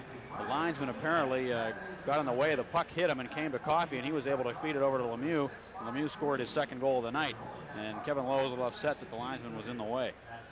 Well, and then I said to him, yeah, but McTavish knocked over Wendell Young on the other goal, so it's even. Here in the right wing circle, the Penguins in. Messier has the assignment here against Barry Peterson, and Peterson won the draw cleanly from Messier. Back behind the net it goes, and picked up with the Oilers. Simpson turns to shoot it, and that was stopped in front of the net. Lemieux working ahead of Barry Peterson. Lemieux, Peterson, and Barry Peterson have to handle the draw for the Pens. And he'll come off the ice now as the Penguins will get Tony Tanney on board. From behind the Edmonton goal, the Oilers, Craig Simpson. First minute of play, third period. 4-3 the Penguins lead. Messier going to Simpson. Carries it in deep into the Penguins' end. Goes behind the net, trying to one-arm it out in front. Kite's got a piece of him. Simpson still keeps going and goes to Bruce Bell, and he'll push one wide of the net. Along the near wing, Messier of Edmonton. Leaving the puck for Peter Klima. Klima has scored tonight for the Oilers. Zalapski running one of the Oilers. That's Messier away from the goal. Messier must have given him a little shot. He returned the favor, putting the stick back into him. Barry Peterson steps on the ice again. He's out with Stevens and Robbie Brown. Turned over to the Oilers in, and Randy Exelby starting his first NHL game. Watches the play as the Oilers have it. And it'll be given now to Robbie Brown, and the Oilers end to Stevens right in front. He is knocked off his skates. Falls down. Play goes on. The Oilers have possession. And on the right wing, Yari Curry looking to center ice for Steve Smith. Breaking play into the Penguins end. And the Oilers can't keep control of it. Stuffed around on the near side, and Kevin Stevens of Pittsburgh finds Zalapski. Zalapski now with the other side for Kevin Stevens. Stevens cuts in deep, goes behind the Edmonton net. Try to turn and stuff it in. That's stopped by Exelby. And Yari Curry leads a rush back for the Edmonton Oilers. Going to Pittsburgh territory. His backdoor pass cut off by John Cullen of the Penguins. Cullen steps into the Oilers zone. Does he have anywhere to go? Robbie Brown will get to it. Brown shoots at the Cullen, back in front, a shot by Bork, and that's stopped by Exelby. Zalapski's in deep on the play. Now Bork is up in it, and a penalty coming up here against the Oilers. Charlie Huddy will be called for cross-checking. And the Penguins will have a power play chance again. Scoreboard reads Pittsburgh 4 and the Oilers 3. Graves, who has played all 3 forward positions for the Edmonton Oilers, goes off for cross-checking. We thought it was going to be Huddy, but it was not Huddy, it was Graves. He decked Bork in front of the net, and they've had a thing going. So the Pens with another chance on the power play, a Stroh's power play. Well, the truth of the matter is that's not a wise penalty by Graves. No, it isn't. Left side, Lemieux shooting, and the stop made by Exelby. Lemieux looks for the HT. He's got 2 of the 4 Penguin goals. Brown comes in front. He tries to shoot it, can't do it. Now gets it back right wing circle. Robbie Brown to the Pens. Right point to Coffey. Penguins 2 for 4 in the power play. To Brown. Brown right wing circle around the net to Tony Tanney. Lemieux's darting in and out around that net. Zalapsky now near side to Coffey. Lemieux's behind the net. Coffey shoots it towards a goal. That's deflected, and Zalapsky hauls it in. Around to Robbie Brown. He tried to push it over to Lemieux. It does come behind the net. Lemieux makes a little move to come around out in front. Now centered in front of the net. That's blocked by Kevin Lowe and pushed away with the Oilers up into the Oiler bench area. Boy, Lemieux working well with that puck in behind the goal. He told us before the game he'd be doing more of that the rest of the year. He said he's going to be trying to set up over on the other opposite side at times, go behind the net, just try to move around. And that'll make things even tougher for the little goaltender, Randy Exelby. Jenny Maurice of Pittsburgh, our contestant on the Stroh's power play contest. You know, Mike, I remember Mike Bossy, when he was playing on the power play for the Islanders, used to just weave in and out, circle around through the slot, back behind the net, come back out. He was a moving target for passes, and puck would come to him, and he'd be in motion at times when he'd get the pass, and he'd just snap that puck into the net. Now Lemieux at the left point, right side to Coffey. He cranks it up and shoots it. That'll miss the net. Around to the left point again to Mario Lemieux. Backpedals a little bit, going right side to Coffey. Back to Robbie Brown, left wing circle. To left point to Zalapsky. Shot scored, deflected in by Tanney. The Penguins get another power play goal. They now lead 5-3. Oh, you'd have to be here to believe it. The Penguin power play is working like a charm. I think Tanney is the man that deflected it in. We'll wait and see. But Zalapsky got rid of it in a hurry again. That low shot. And Tanney got himself in front. Boy, he's tough with that stick. I'll tell you what, keep the shot down low if Tony Tanney's around, because he'll find a way to get that long blade on the puck as it's coming by. And he has just that knack of getting the slightest amount of wood on the puck and kind of deadening the stick so that the puck still stays on a straight line, but moves just enough to fool the goaltender. He doesn't deflect them wide of the goal. And I'm not sure if it hit Tanney's stick or Kevin Lowe's. We'll wait and see on the announcement.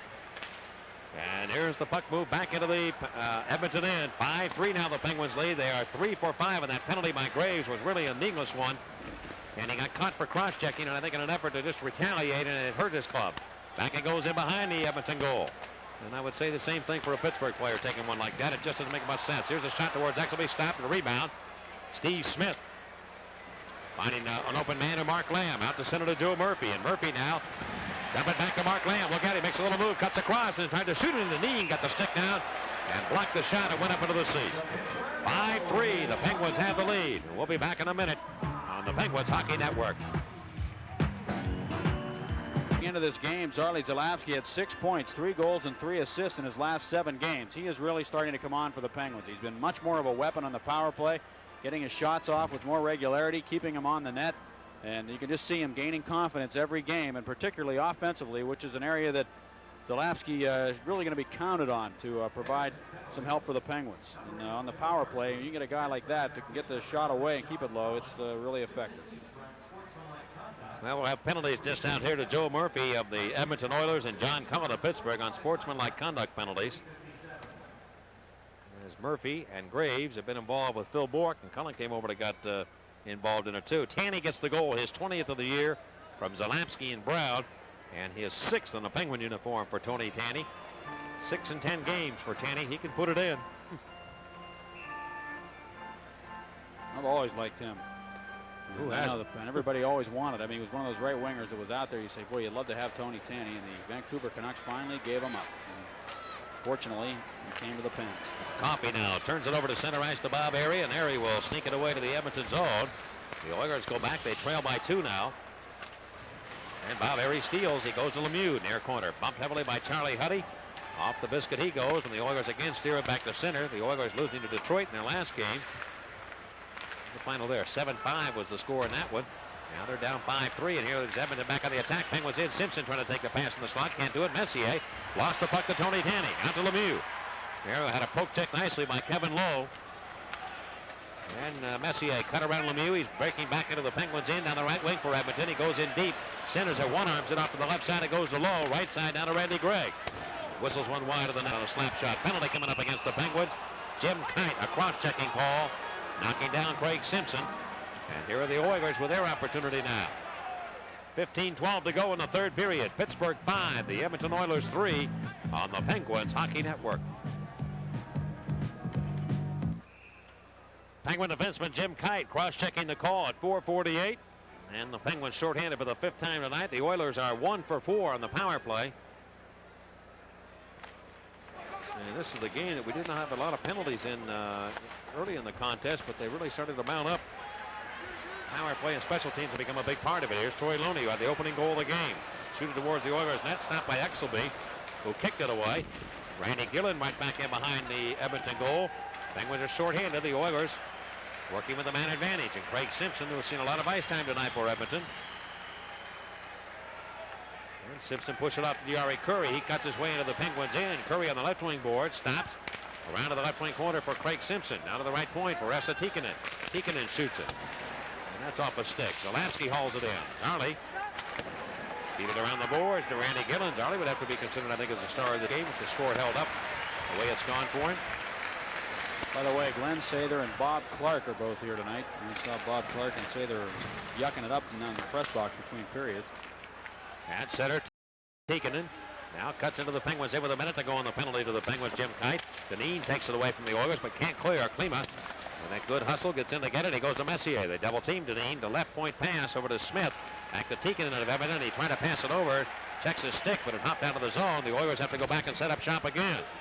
On the attack now, Mark Messier trying to do it all himself. He comes in deep to the left wing corner. Dahlquist got an angle on him, hit him to the left point. All the Oilers take command of it. And here is Steve Smith in the slot to Klima. Now Kurri going right point to Tikkanen. Tikkanen near wing to Kurri. Shoot it to the net. Young made the save. Where is it? And it's loose. And referee Dave Newell lost sight of it. It bounced free to the left of the net. And the Penguins will get a face-off in their own end. Mark Messier saying that he certainly hasn't thought much about being an MVP, although people are starting to talk about him in those terms. Perhaps a Hart Trophy candidate. Pat LaFontaine has emerged as one for sure for the Islanders. Normally it's the Gretzky-Lemieux show in that department. Last year Yzerman slipped in there with some consideration, but Messier having his best year in the NHL for the Edmonton Oilers. Well, the Winnipeg Jets now lead Vancouver 2-1. Greg Paslowski with a go-ahead goal in the second period. And Detroit is leading Toronto 4-2 still in the third. Ditto that score, the Islanders lead Washington 4-2. Hubie McDonough has scored again. 2:09 mark of the third period. To make it 4-2. Here we've got a 5-3 Penguin lead.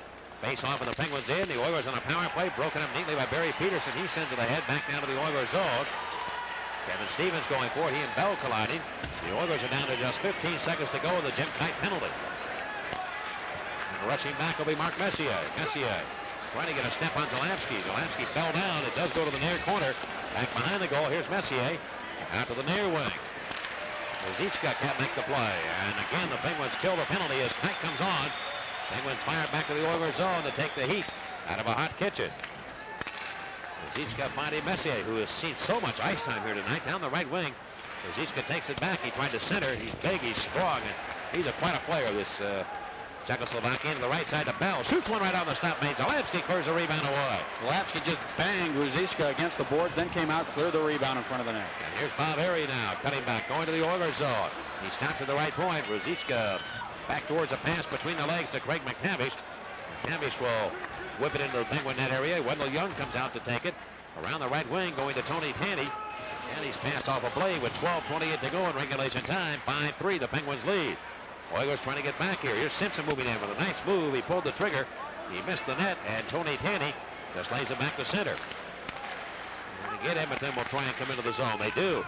Pass to Tikkanen, a wrist shot. A good one. Stopped Mayer. Went off the boards, wide of the goal. Simpson will pick it up to the right point for Randy Gregg. Almost lost it to Lemieux now.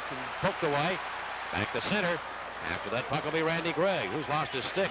One of the Oilers is Simpson, who's lost his blade. At the Penguin blue line, Coffey pushing up ahead of Mario Lemieux. Lemieux down the right wing, who has 2 of the 5 Penguin goals. Lemieux does. Keeping the scoring streak alive now. It has reached 41 in the right wing corner of the Edmonton zone. To Lowe, he lost the puck and centered by Lemieux. There's nobody there. Penguins trying to make a line change at the moment. Bill Bourque, and what I think he'll try and do, Craig Patrick, here is Lemieux trying to step in around Tikkanen. Unable to get by him. He's trying and change up very quickly here in the third period because the Penguins have to play tomorrow night against the Toronto Maple Leafs. Trying to keep everybody as fresh as possible. Charlie Huddy now carries the mail into the Penguins end. He lost it to Phil Bourque, and Bourque shoots it up ice back into the Edmonton zone. Stopped in front of the net by Jeff Smith. Smith, the Oiler defenseman, finds Huddy alone on the right wing, and Huddy streaks back into the Penguins' end. Bourque upends him, knocks him off the puck, and goes around behind the net. The Oilers trying to center. Joe Murphy is hit from behind by Dahlquist, still alive behind the Penguin net, and Dahlquist comes out of it. Good play by Dahlquist, but he can't get it out. Now the Oilers lose possession. Mark Recchi around the horn, but not out of the zone. Right point, Charlie Huddy of Edmonton. Put it behind the net. Dahlquist and Recchi looking for possession. They can't get to it. Mark Lamb is hit by Recchi. And the Pens here digging for it in the far corner of their own end, and they'll freeze it. And we'll get a face-off to the right of Wendell Young. 10:42 to go. Third period, 5-3. The Penguins lead Edmonton on the Penguins Hockey Network. And boys and girls of Winter Club present the Muskegon Lumberjacks in the Indianapolis Ice Sunday, March 25th at 2 o'clock at the arena. See the Penguins farm team play the Blackhawks farm team in a preview of future NHL stars. Tickets just $7, on sale now at all choice seat outlets. Left point, Jeff Smith whistles one just off the stick inside and off the boards by Wendell Young. After the face-off, the Penguins bring it right back into the Oilers zone. Barry Peterson, along with Kevin Stevens and Robbie Brown. Near corner, a penalty coming up here against the Oilers. They're going to be penalized. A roughing call apparently against the Edmonton Oilers. And is it Joe Murphy again? Boy, Murphy and Graves have been heated up all night long, and a roughing call against Joe Murphy. Well, Murphy's the guy that, Graves was the guy that took the cross-checking call to give the Penguins their 5th goal. Now Murphy's a guilty party. And don't forget, Murphy instigated the fight with Bourque, and that cost the Oilers a goal also. Murphy just put a headlock on Barry Peterson and yanked him into the boards. And it was a bad penalty. 9:32 the time. Here are the Penguins now with power play chance number 6. And Harry Noden of Murraysville, PA, is our contestant on the Stroh's power play contest this time. That's Sevy's fan club there. Yeah, oh, that's little Sevy, remember? The Petite La Machine. Did you see that? The Petite Machine Extraordinaire, the little one. Here is Coffey back in front of Tanny. Had a Lemieux, and he tried to shoot it. Banned on it. It comes up free to Mark Messier. Messier swinging wide to the Penguins' end, trying to get into the slot and turn and shoot it. He can't do it. Robbie Brown back. Here's Lemieux, open right side. Takes it in, looks for the hat trick, shoots, and the save made. Rebound. He puts it, trying to stuff it in, and he couldn't do it. The puck goes in, will it count as a goal? But I don't think so. I think it's going to be waved off. Zalapsky and Messier were involved in penalties back on the play. And it's going to be waved off. Mark Messier and Charlie Zalapsky. Lemieux put the puck in. The goal judge did the right thing by turning the light on when it crossed the line, but I believe play had been stopped way back before that. Yeah, I heard a whistle. And penalties will be issued here to Mark Messier and Charlie Zalapsky as they have words. And that is going to be the call. There'll be no goal. Boy, Lemieux really wanted to crank it and just blow it by Randy Exelby. Messier got that stick right into the face of Zalapsky up high, and Zalapsky then retaliated. And that's where the calls came from. Boy, that shot went off the glove or the pad of Exelby and trickled to the left of the goal, and then Lemieux was able to get back and turn the puck from the forehand quickly to the backhand, but he really didn't put the puck in the net. I think it went off of Exelby eventually. He didn't know where the puck was. He ended up putting it in his own goal, but by that time the whistle had blown. Lasky get cut. Well, I'll tell you, Messier put a two-hander on him on his face with the stick up high, turned around and I mean whacked him. And Zalapsky apparently did return the favor. Now I think Messier is going to get a double minor here. It was way back on the play, and I just saw it out of the corner of my eye on the TV replay. Messier not happy with the call, but it's pretty obvious that he put the stick right into the face of Charlie Zalapsky. Well, he can be vicious at times. Remember last year he put the stick into the face of Rich Sutter and just crushed him. Knocked a bunch of teeth out of his mouth. Zalapsky came over and appeared to put this stick into Messier's arm. Gave him a little rake with the stick, and Messier seemed to be waiting for Zalewski to come, and just as he did it, he turned around and wheeled that stick right into the face. The truth of the matter is, we've seen 5-minute majors and game misconducts for much worse or less than that. I thought Zalewski had blood on his sweater. It looked as though he got cut. Now Simpson's going to go into serve. The Oilers are going to be shorthanded by 2 men for 1 minute and 47 seconds. Zalewski gets a holding call. That's a courtesy call there. Was it slashing? What's the other call against Messier? Roughing. Maybe it wasn't the stick that ultimately hit Zalewski in the face. It may have been the gloves of Messier, because he did kind of have his hands up there in the face of Zalewski. Were you able to see the TV replay? Yeah. Yeah. I don't know. He wheeled around, and I looked at it could have been the gloves that actually caught Zalewski. And nevertheless, it was a vicious move by Messier, just kind of waiting, and like a cat, he was just waiting for Zalewski to come up from behind, and then he just wheeled around and nailed him. Well, the Penguins with a 2-man advantage for 1 minute and 47 seconds, and they can pretty much think about winning this hockey game if they can score here. Here they are on the attack now. Coffey going to Lemieux, right side, moves in. He might have a chance here. Cuts to the net. Turns around and cuts away from Kevin Lowe. Lemieux looking for an open man. Has Coffey open left point. Doesn't go that way. Now he will. Center point to Coffey.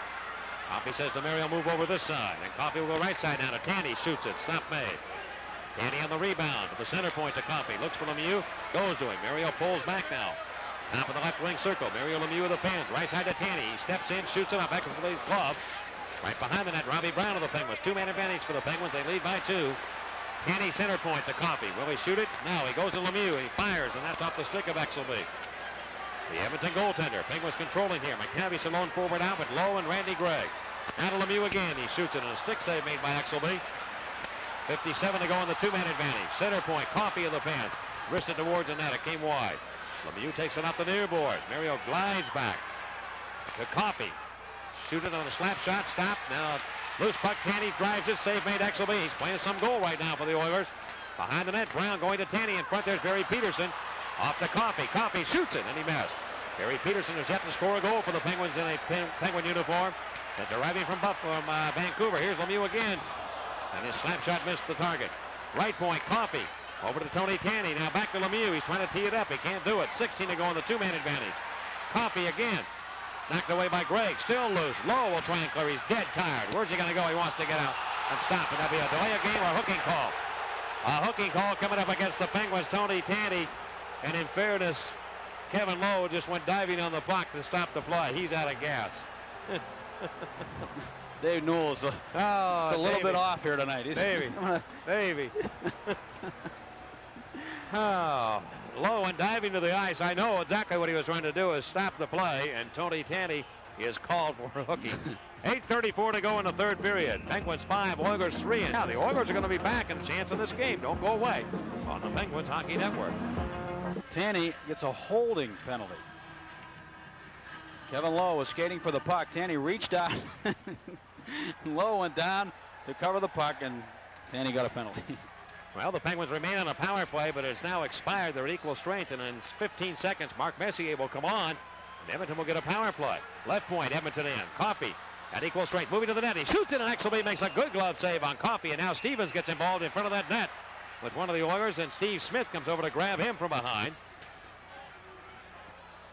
And the Pens again trying to score against Exelby, who's had his strongest moment of the game right now.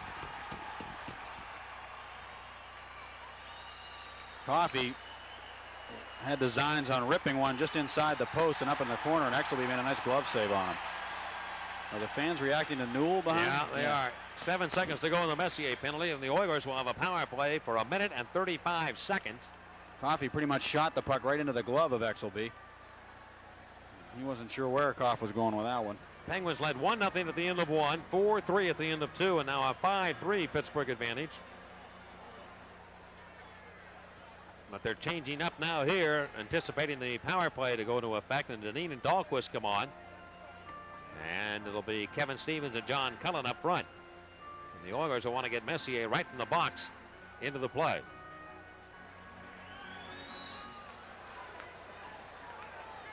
And they'll drop it going behind the Edmonton goal. The Oilers with 8:10 to go in the third period, trailing by 2. And Simpson comes on. Messier still has time to serve in the penalty. My apologies, too. He had a second minor. He'll still be in the box. Simpson comes on. Here's Tikkanen shooting the puck in the Penguins' end. Blocked by Gord Dineen.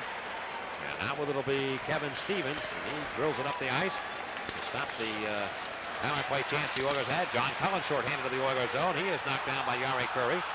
Play continues, and up the right wing come the Edmonton Oilers.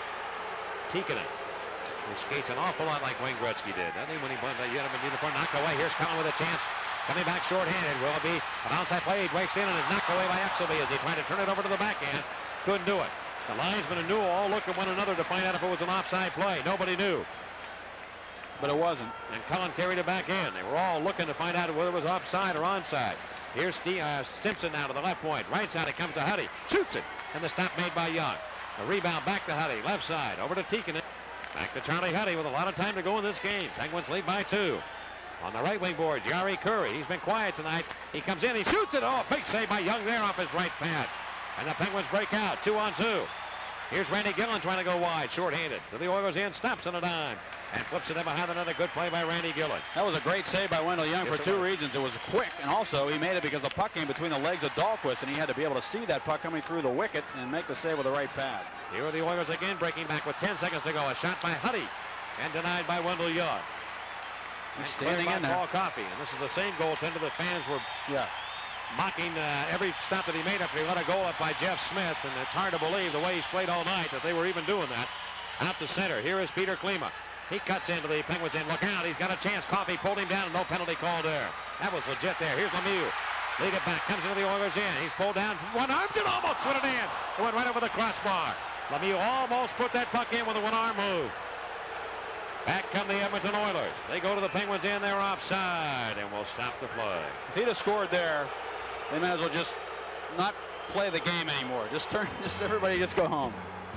6:09 to go, third period. Pittsburgh 5, Edmonton 3 on the Penguins Hockey Network. Neal with a break at center ice. He was onside. Smith trailing. Smith puts the stick into him, hauls him down. Lemieux shoots the puck with one hand, and Exelby got his stick out, and I think that puck was headed for the net if Exelby doesn't get his blade out there to break it up.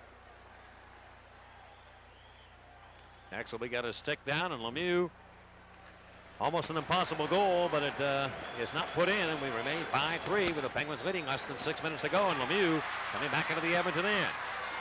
Lemieux working off the backhand to the near corner. And chasing for it will be Mark Messier. Messier has a man open, and Craig Simpson lost it back to Lemieux. And Mario sets up shop at center ice, right to Paul Coffey. Coffey, right wing pass to Tandy, and Tandy slips it back into the Oilers zone. The Penguins chase to the bench now, make a quick change. And Barry Peterson still looking for his first goal in a Penguin uniform. And it bounces up into the Penguins end. Stevens clears up to Robbie Brown. Brown to the Penguins wearing number 44, trying to get around the man. Couldn't do that, but Barry Peterson will carry it into the Edmonton zone. Peterson shoots it. A wrist shot will miss the net along the left wing side. The Edmonton Oilers' Craig Simpson throws it ahead to Jari Kurri. Kurri looked for Messier. Couldn't find him. And cut off by Jimmy Johnson. Penguins lead by 2 with 5 minutes to go now in regulation time.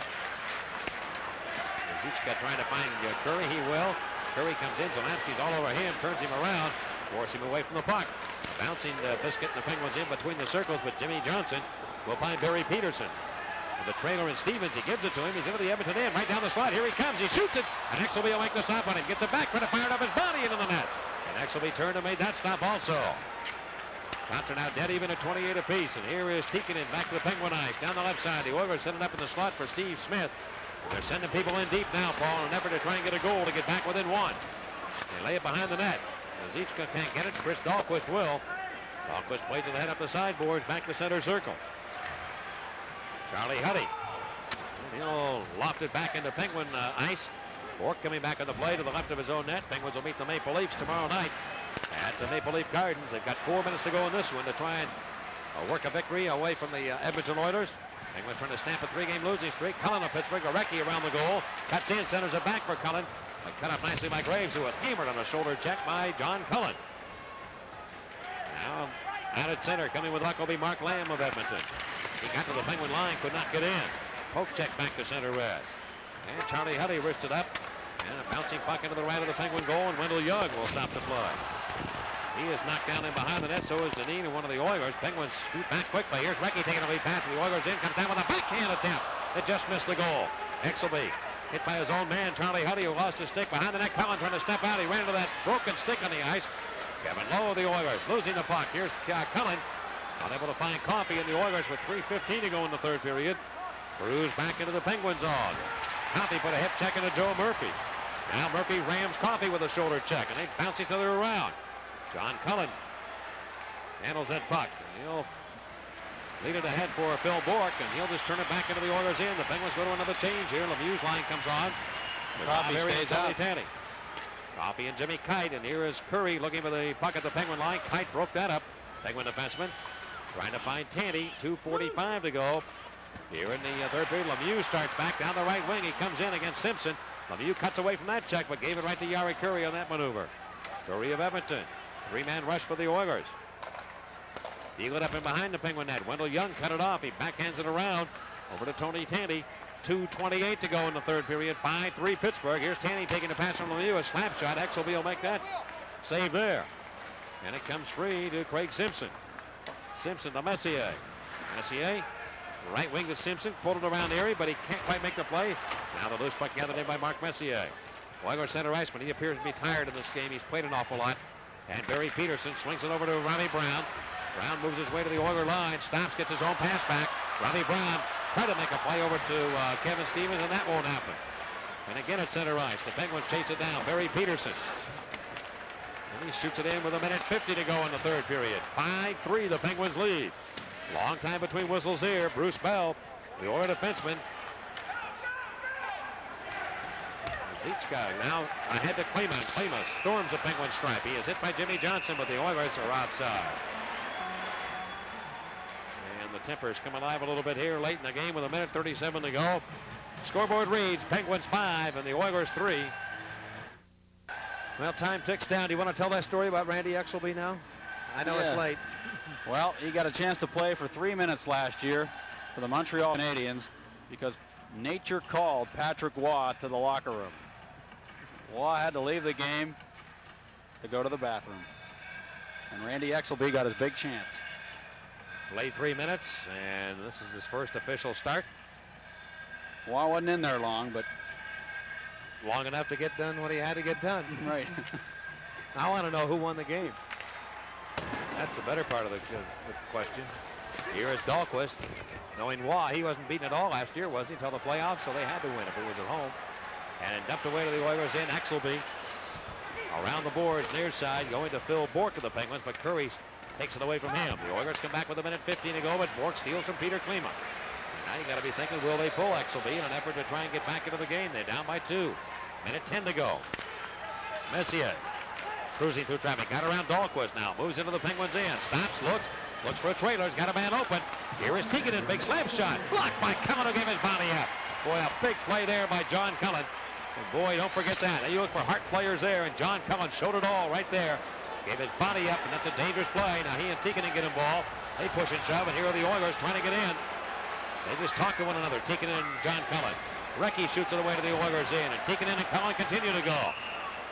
Oilers have spent too much time doing stuff like that all night. Yeah. It's cost them the hockey game, I think. They're both going to go off here. Cullen and Tikkanen both are going to be going to the locker room.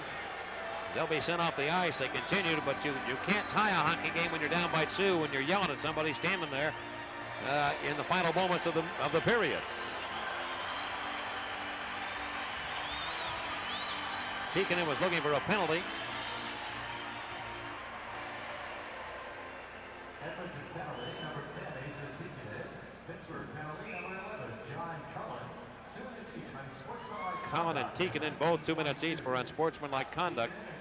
Didn't appear as though Tikkanen did anything except try to draw a penalty, and he never was able to draw a penalty, but he drew one on himself also. 38 seconds left here in regulation time, and now John Muckler has called for a timeout. The next stop for the Oilers will be at Washington on Sunday afternoon. About a 12-day, 6-game road trip. Well, we've got a pretty good trip coming up here. The Pens do. 3 road home games next week. Going to Philly, New York, Winnipeg, and Chicago in a span of 8 days. So the story is this: the Penguins lead 5-3. The only goal here in the third period by Tony Tanney of the Penguins, his 20th of the year, from Zardy Zalapski and Robbie Brown at 3:19 on a power play goal, the third of the night for the Penguins. And the Pens at the moment just trying to keep the Oilers off the board. They'll pull their goaltender Randy Exelby, I think, here with a face-off coming up at center ice, and they'll go with the extra attacker right now.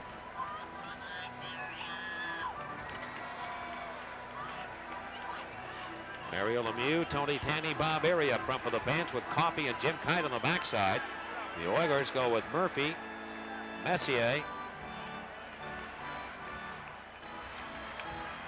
Zika, and they've got Simpson, I believe, on the left side. And they go back to play. Lemieux steals, fire to the open net. He gets the hat trick. Right from the face-off, Lemieux gets the hat trick. His 25th in his career, and the Penguins make it 6-3. And all backfires for the Oilers as Lemieux scores his third of the night and his 25th hat trick in his NHL career. Ah, look out, Loretta. Tanney won the draw. Lemieux down the board, just picked it up and was able to backhand into an empty net. It took only 5 seconds after Tanney won the draw. So Lemieux gets his third goal and 39th of the year. Tanney has the only assist at 19:27, and Exelby will go back in. Boy, that happened so quick, it's hardly just in a heartbeat. Well, Lemieux picks up 3 here tonight. That's 25 in his career. Tony Tanney losing the puck on the draw to come to the Oilers. They try and go to the Penguins in. They're going to be outside. They will lose here tonight. They'll be winless on this road trip so far. Coffey cut it off. He's going to come back to center. He'll turn, look for an opening, and shoot it in. And that's going to do it. 13 seconds left.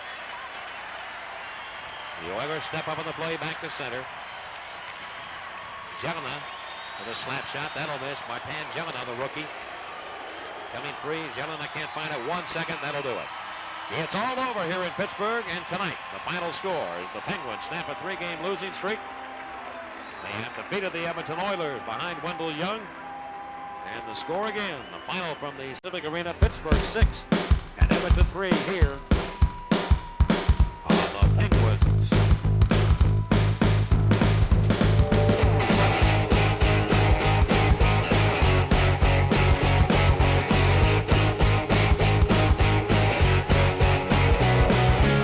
In the final period, the Penguins, Tony Tanney on a power play, and then Mario Lemieux getting his third of the night, the empty netter. From Tanney to 19:27, the Penguins go on and beat the Oilers for the second time this year, and they will win the season series with the final game coming up in Edmonton in early March. Just checking something here before we break here. The final shots in the third period, 14-6 in favor of the Penguins, and they outshoot the Edmonton Oilers 30-28. Our overtime show is coming up next. Hope you'll stay on board and join us. We'll go to the Penguin locker room for an interview with one of the star players on the game tonight, and we'll do that in just a moment. 16,236 saw it. Final score, Penguins 6 and the Oilers 3 here on the Penguins Hockey Network. The executive producer of Pittsburgh Penguin Hockey is Bill Strong. This game has been produced and directed by Doug Kennedy.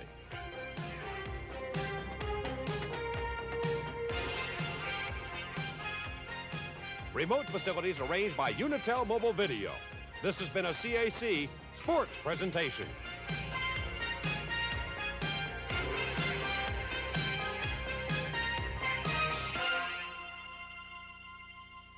Back to the Civic Arena in Penguins overtime, where the Penguins have beaten the Edmonton Oilers by a score of 6-3. Wendell Young was not one of the 3 stars here tonight, but let's say he was the 4th star. And anytime the Edmonton Oilers are beaten, you know you're going to have to get good goaltending to do it. Wendell, you knew coming into this game that, and maybe for the next few games, that the responsibility is on your shoulders again with Tom Barrasso out, and you responded very well in a situation where the Penguins were trying to avoid losing 4 in a row for the first time this year. That's a big thing about tonight. We lost a couple at home and 3 in a row, and we didn't want to get any farther down the standings. we got to start getting more consistent and go at it.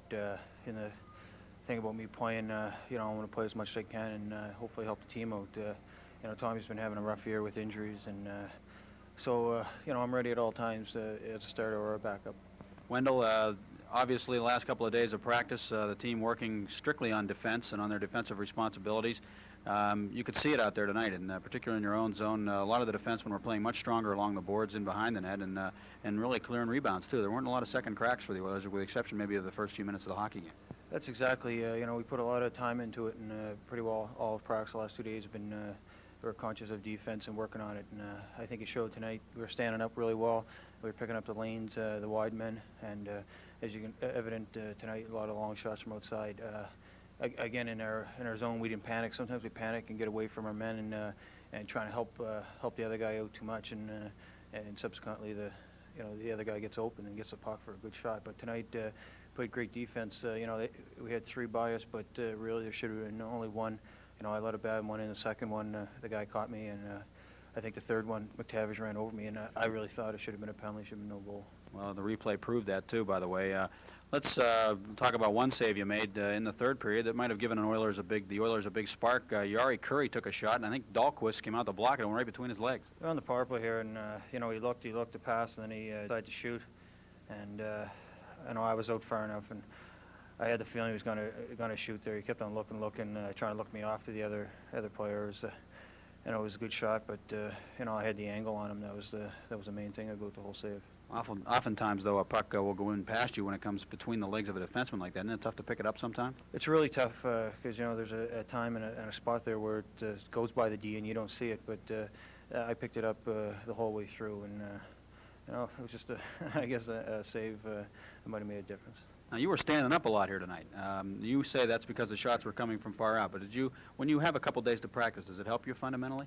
It does, especially 2 days. Most time we have a game, then a day off, then another game. We don't usually have 2 days off, and I've had a lot of shots the last couple days with Tom being injured, and Frank only got to practice this morning, so I had 2 full days of all the shots. So I think I've had my amount for the week.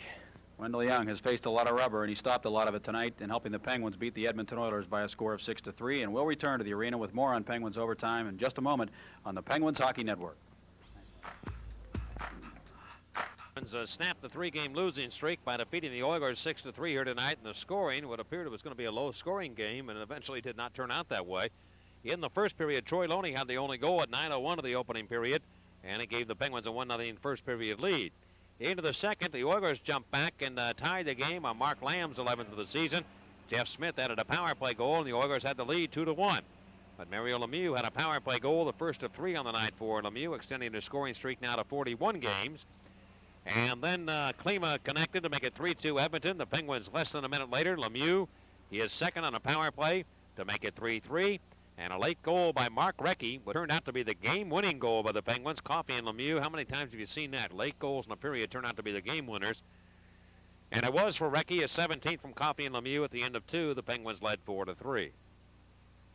In the third period, some insurance. Tony Tanny with his 20th on a power play from Zalapsky and Brown. And then Lemieux from Tony Tanny. Tanny handling faceoffs quite a bit for Lemieux on that line and doing a good job tonight. Lemieux able to feed it in on the backhand. And the Penguins win it 6-3. Shots on goal, the Penguins keeping the Oilers under 30. This is a hockey club that's given up 34 a game on average, 34-35, and so they do a good job in that department.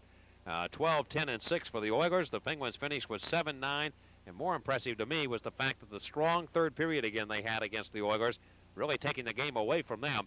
And I thought they had an extremely strong period against the Flyers despite the loss that they had on Tuesday night, so a good sign there for the Penguins.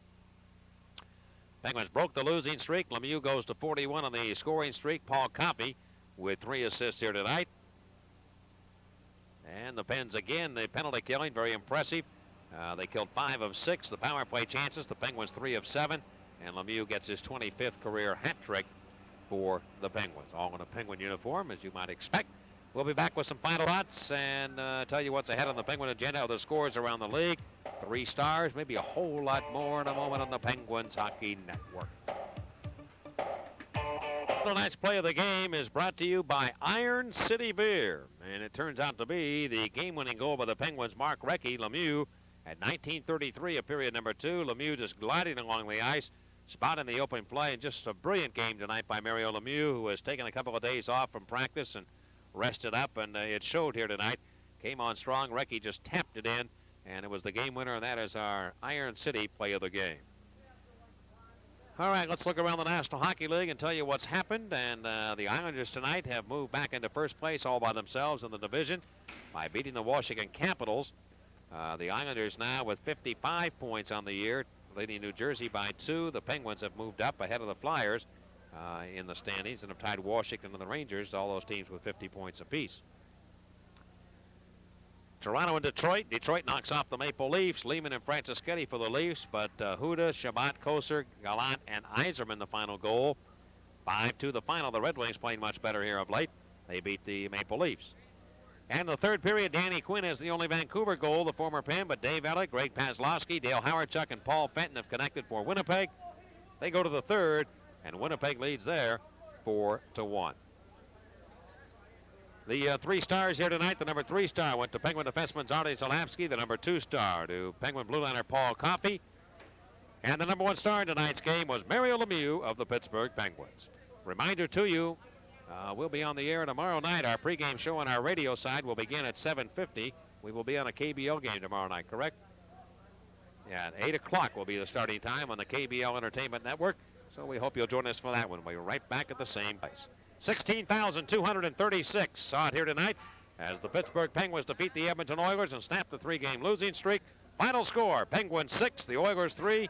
And now for Paul Steigerwald, this is Mike Lang saying so long, and this is the Penguins Hockey Network.